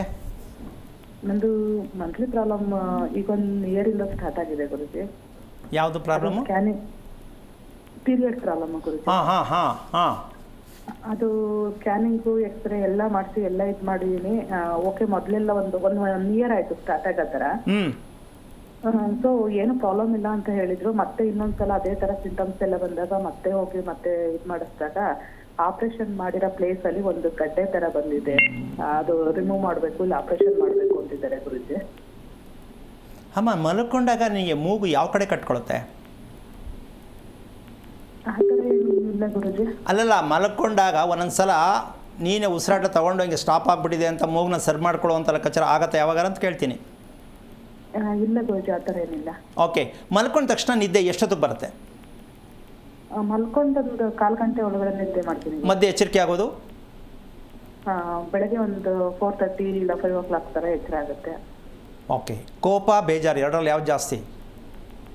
ಅಂದರೆ 1 ಇಯರಿಂದ ಬೇಜಾರು ಕೋಪ ಎರಡೂ ಇದೆ ಗುರುಜಿ.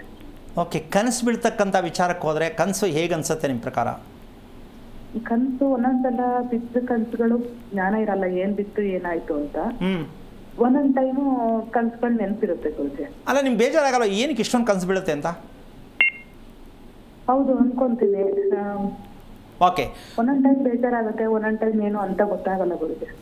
ಓಕೆ, ಒಂದು ನೀವು ಅಕಸ್ಮಾತಾಗಿ ನೀವು ಮಾತಾಡಿರೋ ಮಾತು ಮಕ್ಕಳಾಗಲಿ ಗಂಡ ಆಗಲಿ ಅಕ್ಕಪಕ್ಕದವರಾಗಲಿ ನಾನು ಮಾತಾಡಿದ ತಪ್ಪಲ್ವ ಹಿಂಗೆ ಮಾತಾಡಬಾರ್ದಾಗಿತ್ತು ಅಂತ ಯಾವಾಗ ನೆನಪು ಬರುತ್ತೆ ನಿಮಗೆ?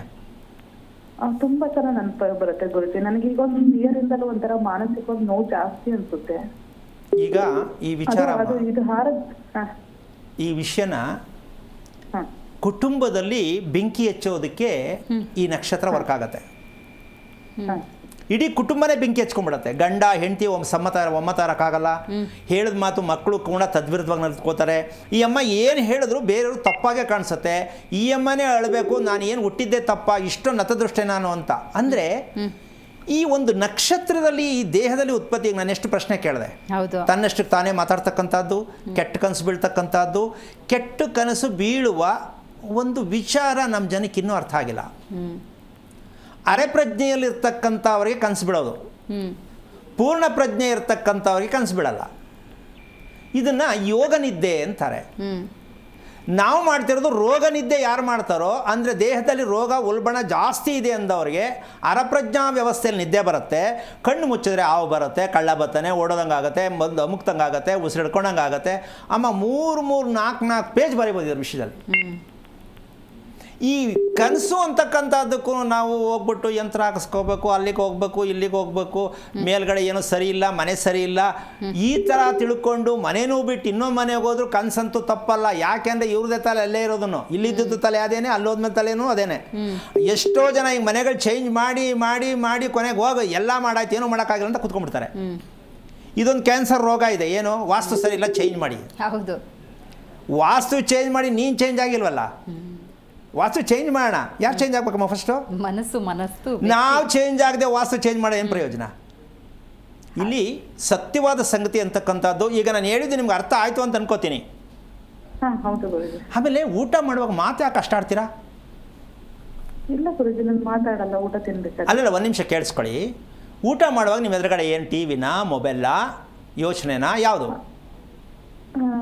ಏನಿಲ್ಲ ಗುರುಜಿ, ನಾರ್ಮಲ್ ಆಗಿ ಊಟ ತಿಂತೀನಿ. ಓಕೆ, ಯೋಚನೆ ಮಾಡ್ಕೊಂಡು ತಿಂತಕ್ಕಂಥ ಅಭ್ಯಾಸ ಸ್ವಲ್ಪ ಇದೆ. ಆಮೇಲೆ ಊಟಕ್ಕೆ ತಟ್ಟೆನಲ್ಲಿ ನೀವು ಟೆಮ್ಮೆ ಮೇಲೆ ಕೂತ್ಕೋತೀರಾ, ಕೆಳಗಡೆ ಕೂತ್ಕೋತೀರಾ? ಹೇಳಿ. ನೆಲದ ಮೇಲೆ ಕೂತ್ಕೊಂಡಾಗ ನೀವು ಊಟ ಎತ್ಕೋತಿರಲ್ಲ ತಟ್ಟೆಯಿಂದ, ನೀವು ಎಷ್ಟು ಬಗ್ಗುತ್ತೀರಾ, ಸರ್ಕಸ್ ಮಾಡ್ತೀರಾ ಊಟ ಮಾಡೋ ಗೊತ್ತಾಗಿದೆಯಾ ನಿಮಗೆ? ಇಲ್ಲ ಗುರುಜಿ, ನಾರ್ಮಲ್ ಆಗಿ ಊಟ ಮಾಡ್ತೀನಿ. ಒಂದು ನಿಮಿಷ ಕೇಳಿಸ್ಕೊಳ್ಳಿ ಒಂಚೂರು. ಕುತ್ತಿಗೆಯನ್ನು ನೇರವಾಗಿ ಇಡತಕ್ಕಂಥ ರೀತಿಯಲ್ಲಿ ಬಗ್ಗಿ ಊಟ ಮಾಡ್ತಕ್ಕಂಥದ್ದು ಸರಿನೇ, ಸಂಪ್ರದಾಯ. ಆದರೆ ಬಾಯಲ್ಲಿ ಆಹಾರ ಹಾಕ್ಕೊಂಡು ಕತ್ತು ನೇರ ಮಾಡಿ ಅಗಿಬೇಕು ಅನ್ನೋದು ಗೊತ್ತಿದೆಯಾ? ಅರ್ಥ ಆಯ್ತಾ ನಾನು ಹೇಳಿದ್ದು? ಬಗ್ಗಿ ಊಟ ಮಾಡಿ ಅಂತ ಮಕ್ಕಳಿಗೆ ಹೇಳ್ಕೊಡ್ತೀವಿ ನಾವು. ಆದರೆ ಬಗ್ಗಿ ಊಟ ಮಾಡಿ ಸರಿ, ಆದರೆ ಅಗಿಯುವಾಗ ಬಕ್ಕಂಡೆ ಅಗದಾಗ ನಿಮಗೆ ರಕ್ತಕ್ಕೆ ಸಿಗಬೇಕಾದಂತಹ ಶಕ್ತಿಯನ್ನು, ಪೋಷಕಾಂಶಗಳು ಸಿಗ್ತಾ ಇಲ್ಲ. ಆದ ಕಾರಣ ನಿಮ್ಮ ಮೆದುಳು ನಿಮ್ಮ ಜೊತೆ ಸಪೋರ್ಟ್ ಕೊಡ್ತಾ ಇಲ್ಲ. ಇಡೀ ದೇಹ ಎಲ್ಲ ನಿಮಗೆ ಏನೋ ಆಗ್ತಾ ಇದೆ ಅಂದರೆ ನನಗೇನು ಆಗ್ತಾ ಇದೆ, ಬೆಳಿಗ್ಗೆಗೆ ಏನು, ಮಧ್ಯಾಹ್ನಕ್ಕೇನು, ನಾನು ಯಾಕೆ ಹಿಂಗೆ ಆಗ್ತಾ ಇದ್ದೀನಿ, ನಾನೇನು ಆಗ್ಬಿಡ್ತೀನೋ, ಇಷ್ಟಕ್ಕೆಲ್ಲ ಉತ್ತರ ನೀವು ಎಲ್ಲಿಂದ ಹುಡುಕ್ತೀರಾ? ತಿಳ್ಕೊಂಡೆ ಅಂತ ಖುಷಿ ಆಯ್ತಾ, ಬೇಜಾರಾಯ್ತಾ? ಖುಷಿ ಆಯ್ತು ಗುರುಜಿ. ನೀವು ಒಂದೇ ಮಾಡಬೇಕು, ಇದನ್ನು ಫಸ್ಟ್ ತಿಳ್ಕೊಬೇಕಂದ್ರೆ ಶತಭಿಷ ನಕ್ಷತ್ರಕ್ಕೆ ನಾನು ಹುಟ್ಟಿದ್ದು ಕಾರಣ ಏನು, ಈ ಶತಭಿಷ ನಕ್ಷತ್ರ ಏನು ತೊಂದರೆ ಅಂತಕ್ಕಂಥ ವಿಷಯ ತಿಳ್ಕೊಳ್ಳೋದು ಏನಪ್ಪ ಅಂದರೆ, ನಿಮ್ಮ ತಂದೆ ತಾಯಿ ಆರೋಗ್ಯದಲ್ಲಿ ಎಷ್ಟು ಮಟ್ಟಕ್ಕಿದ್ರು ಅಂತ ಸ್ವಲ್ಪ ನೀವು ಯೋಚನೆ ಮಾಡಿ. ಅಲ್ಲಿ ಸಿಕ್ಕತ್ತೆ ದೇಹ ನಿಮ್ಮ ಅಪ್ಪಂದು, ಬ್ಲಡ್ಡು ಮೈಂಡು ಅಮ್ಮಂದು. ಇದನ್ನು ಭಾಗ ಮಾಡಿ ಗೊತ್ತಾಗ್ಬಿಡುತ್ತೆ ನಮ್ಮ ವಂಶದಲ್ಲಿ ಎಲ್ಲಿಂದ ಬಂತು ಇದು, ಅವ್ರು ಮಾಡಿದ್ದು ನಾವು. ಅಂದರೆ ಜೀವನ ಶೈಲಿ ಚೆನ್ನಾಗಿಲ್ಲ ನಮ್ಮ ತಂದೆ ತಾಯಿದು. ಏನಂತೀರಾ? ಈ ಸತ್ಯ ತಿಳ್ಕೊಳಕ್ಕೆ ಇಷ್ಟು ವರ್ಷ ಆಯ್ತಲ್ಲ, ಲೆಕ್ಕ ಹಾಕ್ಕೊಳ್ಳಿ. ನಾವು ಏನು ಮಾಡಬಾರ್ದು, ಹಿಂದೆ ಏನಾಗಿತ್ತು ಈಗ ಆಗ್ತಾಯಿದೆ ತಿಳ್ಕೊಂಡ್ರೆ ಸಾಕು. ಆದರೆ ಹೇಳೋರು ಬೇಕೇ? ನೀವು ಅದಕ್ಕೇನು ಮಾಡಬೇಕು ಅಂದರೆ, ಬಾಳೆ ಎಲೆಯಲ್ಲಿ ಊಟ ಮಾಡೋದು, ಬಗ್ಗಿ ಊಟ ಬಾಯಿಗೆ ಹಾಕಿದ್ದು ಸರಿ, ಸ್ಟ್ರೈಟಾಗಿ ಕುತ್ಕೊಂಡು ಬಾಯನ್ನು ಲೀಫ್ ಲಾಕ್ ಮಾಡ್ಕೋಬೇಕು. ನೀವೇನು ತಿಂತೀರಾ ಊಟ ಅದನ್ನು ತುಟಿಗಳು ಮುಚ್ಕೊಂಡು ಅಗಿಬೇಕು. ನೀವು ಏರ್ ಓಪನ್ ಮಾಡೋ ಥರ ಬಾಯಿನ ಅಗಲ ಮಾಡಿಕೊಂಡು ಅಗಿತಾ ಇದ್ದರೆ ಹೊರಗಡೆಯ ಗಾಳಿ ಒಳಕ್ಕೆ ನುಗ್ಗಿದಾಗ ಆಹಾರ ಅಳಿಸುತ್ತೆ, ನಿಮ್ಮ ದೇಹದಲ್ಲಿ ಕರಗಲ್ಲ, ಮತ್ತು ಊಟ ಮಾಡೋಕ್ಕೆ ಮನಸ್ಸಾಗಲ್ಲ. ಇದರಿಂದ ನಿಮ್ಮ ದೇಹ ಈ ಥರ ಸೊರಗ್ತಾ ಇದೆ. ಪ್ರಯತ್ನ ಮಾಡಿ, ವಾಕ್ ಮಾಡಿ, ಸಾಧ್ಯವಾದಷ್ಟು ಮಟ್ಟಿಗೆ ವಾಕ್ ಮಾಡಿ, ಬಾಳೆ ಎಲೆಯಲ್ಲಿ ತಾಜಾ ಊಟ ಮಾಡಿ, ಬೆಳಗ್ಗೆ ಮಧ್ಯಾಹ್ನ ಸಂಜೆ ತಿನ್ನಬೇಡಿ. ಒಳ್ಳೆಯದಾಗಲಿ. ರೈಟ್, ಕರೆ ಮಾಡಿದ್ದಕ್ಕಾಗಿ ಧನ್ಯವಾದಗಳು. ಮುನಿರಾಜು ಅಂತ ಕರೆ ಮಾಡಿದ್ದಾರೆ. ನಮಸ್ಕಾರ ಮುನಿರಾಜು ಅವರೇ. ನಮಸ್ಕಾರ ಮೇಡಮ್. ಬೆಂಗಳೂರಿಂದ ಕರೆ ಮಾಡ್ತಾ ಇದ್ದೀರಾ? ಹೌದು, ಬೆಂಗಳೂರಿಂದ ಕನಕಪುರ ರೋಡ್ ಇದೆ ಮೇಡಮ್. ತಿಳಿಸ್ಬೋದಾ?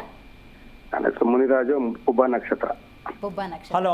ಇದ್ದಾರೆ, ಮಾತಾಡಿ. ಹಲೋ ನಾರಾಯಣ, ಹೇಳಿ, ಎಷ್ಟು ವಯಸ್ಸು? ನಮ್ಗೆ 55 ಗುರುಗಳೇ. ರಕ್ತ ಚೆಕ್ ಮಾಡಿಸಿದ್ರಾ? ಇಲ್ಲ, ಇದು ರಕ್ತ ಚೆಕ್ ಮಾಡಿ ಅವಾಗೆಲ್ಲ ಆಸ್ಪತ್ರೆಗೆ ಅಡ್ಮಿಟ್ ಆಗಿದಾಗ ಚೆಕ್ ಮಾಡಿದ್ರು ಗುರುಗಳೇ. ಯಾವಾಗ ಅಡ್ಮಿಟ್ ಆಗಿದ್ರಿ? ಅಲ್ಲೇ ಸುಮಾರು ಒಂದು 10 ವರ್ಷದ ಮುಂಚೆ. ಏನಾಗಿತ್ತು? ಅದು ಸ್ವಲ್ಪ ಏನೋ ಇದು ಪಿತ್ಕೋಸ್ಕರ ಏನೋ ಕಲ್ಲಿತ್ತು ಅಂತ ಅಂದ್ಬಿಟ್ಟು ಇದು ಮಾಡಿದ್ದು. ಈಗ ಸರಿ ಹೋಯ್ತಾ?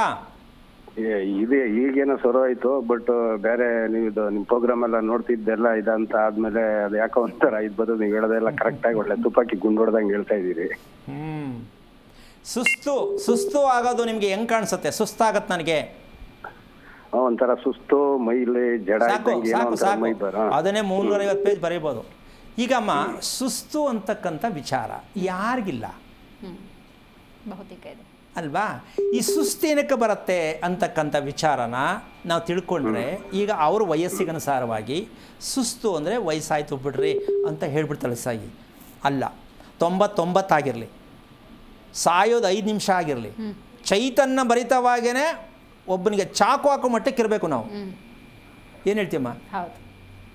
ಅದಕ್ಕೆ ಸಾಯ್ಬೇಕಾದ್ರೆ ಸುಮ್ಮನೆ ಸಾಯಬಾರ್ದಂತೆ, ಒಬ್ಬನಿಗೆ ಚುಚ್ಬಿಟ್ಟು ಸಾಯ್ಬೇಕಂತೆ.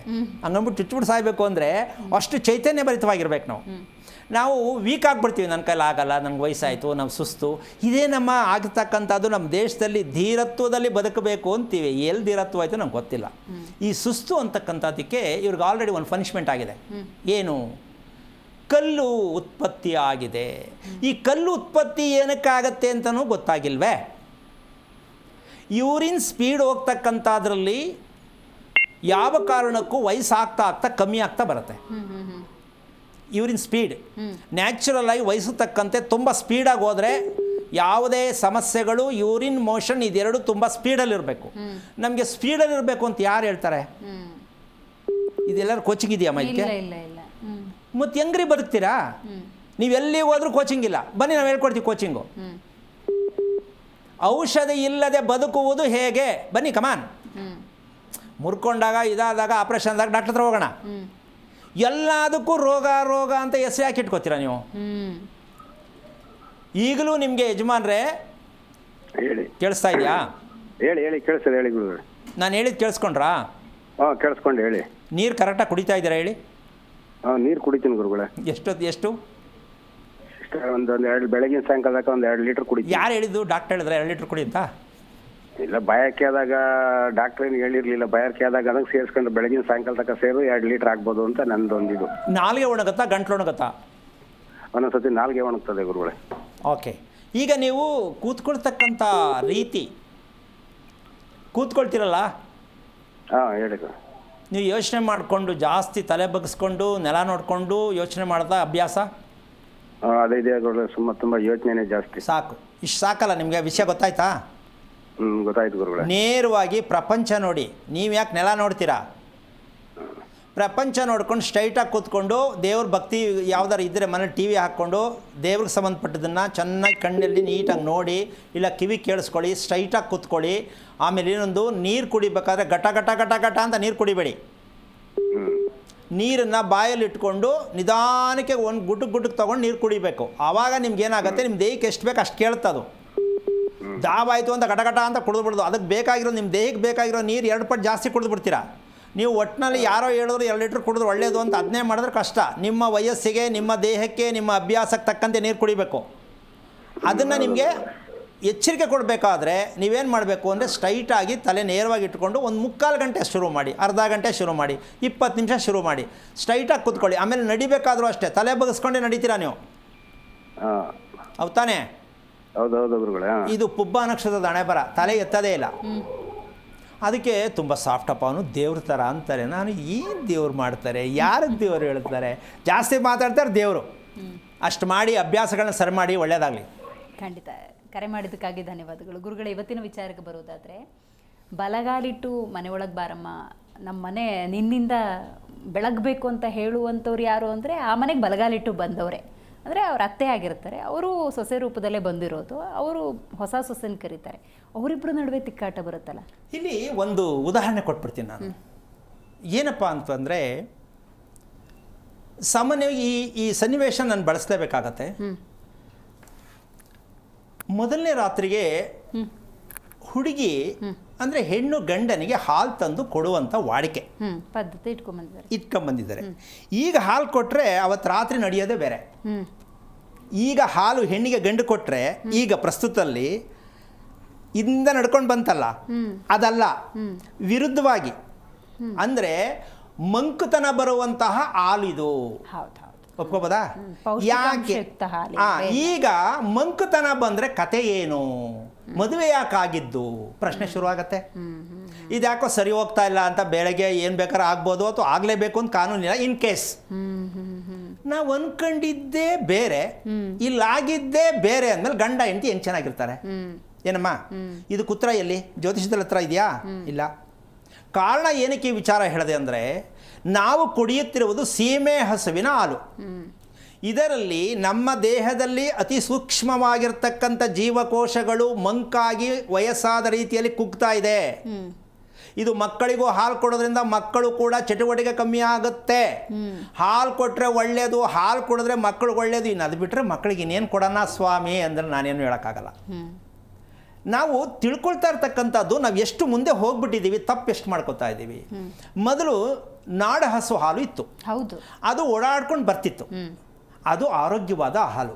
ಈಗ ಕಟ್ಟಾಕ್ಬಿಟ್ಟದ, ಎರಡಗ್ಗ ಕಟ್ಟಾಕ್ಬಿಟ್ಟು ಅದಕ್ಕೆ ನಿಂತ ಜಾಗದಲ್ಲಿ ಎಲ್ಲ ಹಾಕಿ ಆ ಹಾಲು ನಾವು ಅದು ಅಲ್ಲದೆ ಏನು ಒಂದು ಹಸು ಕೊಡಬೇಕಾದದ್ದು ಅರ್ಧ ಲೀಟ್ರ್ 1 ಲೀಟ್ರ್ ಕೊಟ್ಟರೆ ಅದೇ ಜಾಸ್ತಿ. ಈಗ 8 ರಿಂದ 10 ಲೀಟ್ರ್ ಹಾಲು ಕರಿಬೇಕು, ಹಾಲು ಕರಿಯೋಕ್ಕೆ ಸುತ್ತಾರೆ. ಒಳ್ಳೆ ಹಾಲು ಕೊಡೋಕೆ ಹಸು ಯಾಕೆ? ಬಿಸ್ನೆಸ್ ಆಗಬೇಕು, ಬದುಕಬೇಕು. ಈ ಹಾಲನ್ನು ನಾವು ಕುಡಿಯುವಂಥವ್ರು ನಾವೆಂಥ ಧೀರು ಗಂಡಸರಾಗಿರ್ತೀವಿ ಅಂತ ಯೋಚನೆ ಮಾಡಬೇಕು. ಇದ್ರ ಜೊತೆಗೆ ಕುಕ್ಕರಲ್ಲಿ, ಇಂಡಾಲಿಯಂ ಕುಕ್ಕರಲ್ಲಿ ನಾವು ಬೇಯಿಸಿದಂತಹ ತರಕಾರಿ ಮಾಡಿದಂಥ ಸಾಂಬಾರಲ್ಲಿ ಬೇಕಾಗಿರುವ ಪೋಷಕಾಂಶಗಳೆಲ್ಲ ಅಲ್ಲಿ ಹೋಯ್ತು, ವಿಷರಲ್ಲಿ, ಕುಕ್ಕರ್ ವಿಷರಲ್ಲಿ ಹೋಯ್ತು. ಸತ್ಯ ತಾನೇ? ಇನ್ನು ಇದು ಬಿಟ್ಟರೆ ನೆಕ್ಸ್ಟು ನಾವು ಮಾಡ್ತಾ ಇರ್ತಕ್ಕಂತಹ ಲೆಕ್ಕಾಚಾರದಲ್ಲಿ ರಾಸಾಯನಿಕವಾದ ಬಣ್ಣ ಹಾಕಿ, ಟೇಸ್ಟ್ ಪೌಡ್ರ್ ಹಾಕಿ ಅಡುಗೆ ಮಾಡ್ತೀವಿ, ಹೌದಾ? ಇದೆಲ್ಲ ಏನಾಗ್ತಾ ಇದೆ ಅಂದರೆ ನಮ್ಮ ದೇಹಕ್ಕೆ ಚೈತನ್ಯವನ್ನು ಕಡಿಮೆ ಮಾಡಿ ಅನ್ಫಿಟ್ ಪರ್ಸನ್ ಆಗಿ ಮಾಡುವ ಮಟ್ಟಕ್ಕೆ ನಾವು ಹೋಗಿದ್ದೀವಿ.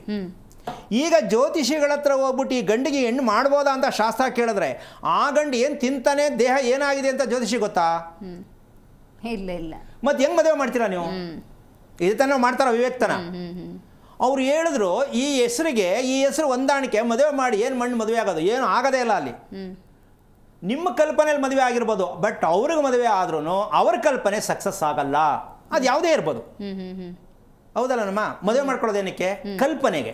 ನಾನು ಚೆನ್ನಾಗಿರ್ತೀನಿ, ಮುಂದೆ ಏನೋ ಆಗ್ತೀನಿ, ಒಳ್ಳೆ ಗಂಡನ ಮದುವೆ ಮಾಡ್ಕೊಳ್ತೀನಿ, ಈ ಕಲ್ಪನೆ. ಅಲ್ಲಿ ಏನು ಸಿಗೋದೇ ಇಲ್ಲ. ಇದಕ್ಕೆಲ್ಲ ಕಾರಣ ಯಾರು?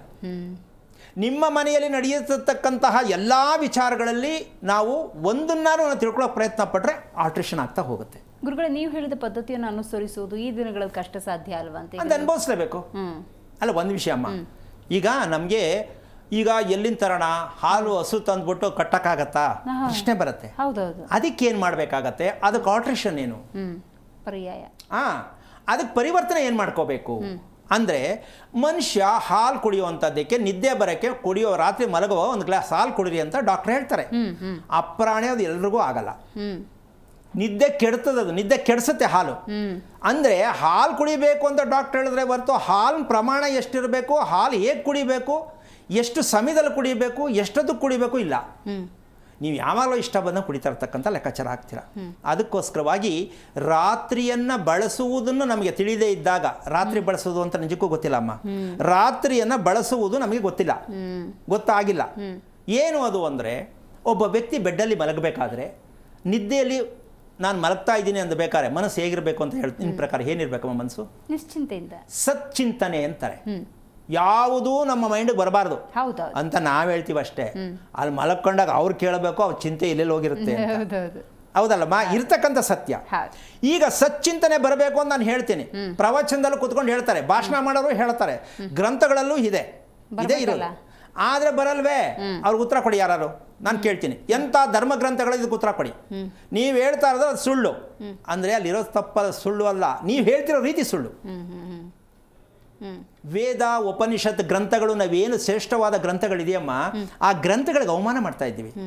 ಯಾಕೆ ಅಂದರೆ ಆ ಗ್ರಂಥ ಇವತ್ತಿಂದಲ್ಲ, ಅದ್ರ ಯೋಗ ಇರ್ತಕ್ಕಂಥ ಯುಗನೇ ಬೇರೆ.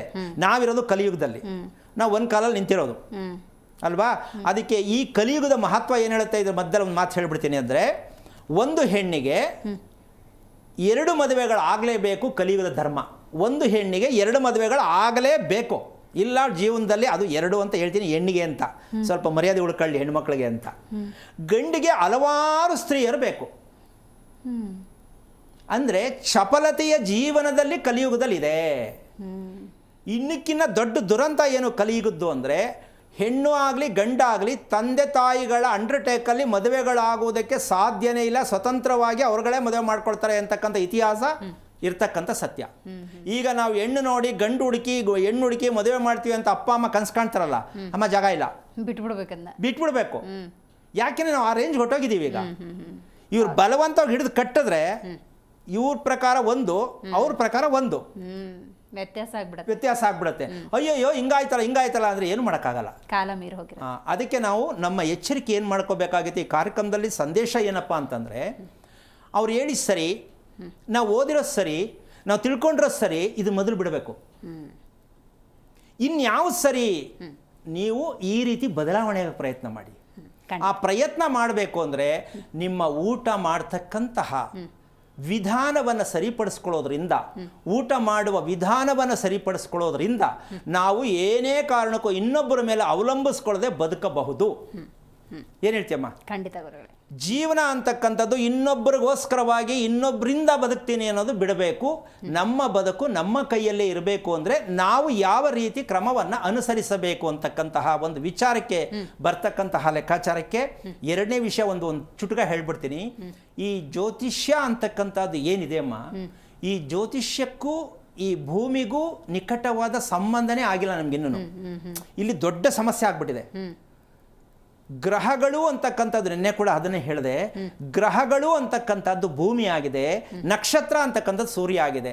ಇವಿಬ್ಬರು ಅಟ್ಯಾಚ್ಮೆಂಟ್ ಮಾಡೋದೇ ನಮ್ಗೆ ಇನ್ನೂ ಗೊತ್ತಾಗಿಲ್ಲ. ಯಾಕೆಂದ್ರೆ ಸೂರ್ಯನ ಇರ್ತಕ್ಕಂಥ ಎಲ್ಲಾ ಗ್ರಹಗಳಿರ್ತಕ್ಕಂಥ ಅವ್ರ ಅಧೀನದಲ್ಲೇ ನಾವು ಅವ್ರನ್ನೇ ಬಿಟ್ಬಿಟ್ಟು ಏನೇನೋ ಮಾಡಕ್ ಹೋಗ್ತಾ ಇದ್ದೀವಿ. ಈ ಜನ್ಮದಲ್ಲಿ ಸಾಧ್ಯವಾಗಿಲ್ಲ. ಯಾಕೆಂದ್ರೆ ಜ್ಯೋತಿಷ್ಯ ಹೇಳೋರೇ ಪಾಪ ಹೇಳ್ತಕ್ಕಂಥವರೇ ಕೂಡ ಅವರು ಜ್ಞಾನ ಪಂಡಿತರಾಗಿರ್ಬೇಕು. ಆ ಪಂಚಾಂಗದಲ್ಲಿದೆ, ನಾನು ತಿಳ್ಕೊಂಡಿದ್ದೀನಿ, ಅಲ್ಲಿದೆ ಹೇಳಿದ್ದೀನಿ ಅಂದರೆ ಇದು ಅರ್ಥ ಇಲ್ಲ. ಹಾಗಂತ ಅವ್ರು ಹೇಳೋ ಸರಿ ಇಲ್ಲ ಅಂತ ನಾವು ಹೇಳ್ತಾ ಇಲ್ಲ. ಅವರವರ ವೈಯಕ್ತಿಕವಾದ ಅನುಭವದ ಮೇಲೆ ಅವ್ರು ಹೇಳ್ತಾರೆ. ಆ ಅನುಭವನೇ ಇವತ್ತು ಮದುವೆಗಳೇನಾಗಿದೆ, ಬಲಗಾಲಿಟ್ಟು ಒಳಗೆ ಬಾಮ್ಮ ಅಂತ ಹೇಳೋ ಮಾತಿಗೆ ಧಿಕ್ಕಾರ ಆಗ್ತಾ ಇದೆ. ಎಷ್ಟೋ ಜನ ಬೈತಾ ಇದ್ದಾರೆ ಅಲ್ವಾ. ಏನ ಕಾಲ ಹೆಂಗ್ ಕಾಲ ಹಾಕೊಂಡು ಬಂದ್ಬಿಟ್ಟ ತಾಯಿ ಅಂತ ಬೈತಾರೆ ನೋಡಿ. ಹಿಂಗೂ ಸೈ ಹಂಗೂ ಸೈ. ಅದಕ್ಕೋಸ್ಕರವಾಗಿ ನಮ್ಮ ಜೀವನದಲ್ಲಿ ನಾವು ಸಾರ್ಥಕವಾದ ಬದುಕಬೇಕು ಅಂದರೆ ಏನು ಮಾಡಬೇಕು ಅಂದರೆ, ನಮ್ಮ ಆಹಾರದ ಪ್ರಕ್ರಿಯೆಗಳನ್ನು, ನಮ್ಮ ಜೀವನ ಶೈಲಿಯನ್ನು ಬದಲಾವಣೆ ಮಾಡತಕ್ಕಂಥದ್ದೇ ನಮ್ಮ ಆಹಾರ ಪದ್ಧತಿ. ಈ ಆಹಾರ ಪದ್ಧತಿ ನಾವು ಹೇಳಿದ ತಕ್ಷಣ, ನೀವು ಕೇಳಿಸಿದ ತಕ್ಷಣ ಸರಿ ಮಾಡ್ಕೊಳಕ್ಕಾಗಲ್ಲ. ಇದರ ಕ್ರಮ ಹೇಗಿರಬೇಕು, ಯಾವ ಕ್ರಮದಲ್ಲಿ ಆಹಾರ ಸೇವನೆ ಮಾಡಬೇಕು, ನೀರಾಗ್ಬೋದು ಆಹಾರ ಆಗ್ಬೋದು, ಇದೆರಡು ಬಿಟ್ಟು ಬೇರೆ ಇನ್ಯಾವುದೂ ಅಲ್ಲ. ಆದರೆ ಆಹಾರದಿಂದನೇ ಅಂದರೆ ನಿಮಗೆ ಪ್ರಜ್ಞೆ ಬರಲಿ ಅಂತ ಉದ್ದೇಶ ಹೇಳ್ತಾ ಇದ್ದೀನಿ ಹೊರತು, ನಿಮಗೆ ಪ್ರಜ್ಞೆ ಬಂದ ಮೇಲೆ ಮನೆ ನಂಬೇಕಾ ಜ್ಯೋತಿಷ್ಯ ನಂಬೇಕಾ ಅದಾಮೇಲೆ ಡಿಸೈಡು. ನಾವಿದನ್ನು ನಂಬಿ ಅಂತ ಹೇಳೋದು ಬೇಡ. ಇಷ್ಟು ಸತ್ಯವನ್ನು ನೀವೆಲ್ಲ ತಿಳ್ಕೊಂಡಿದ್ದೀರಾ ಅಂತ ಹೇಳ್ತಾ ಕಾರ್ಯಕ್ರಮ ಮುಗಿಸ್ತಾ ಇದ್ದೀನಿ. ಜೈ ಶ್ರೀರಾಮ್.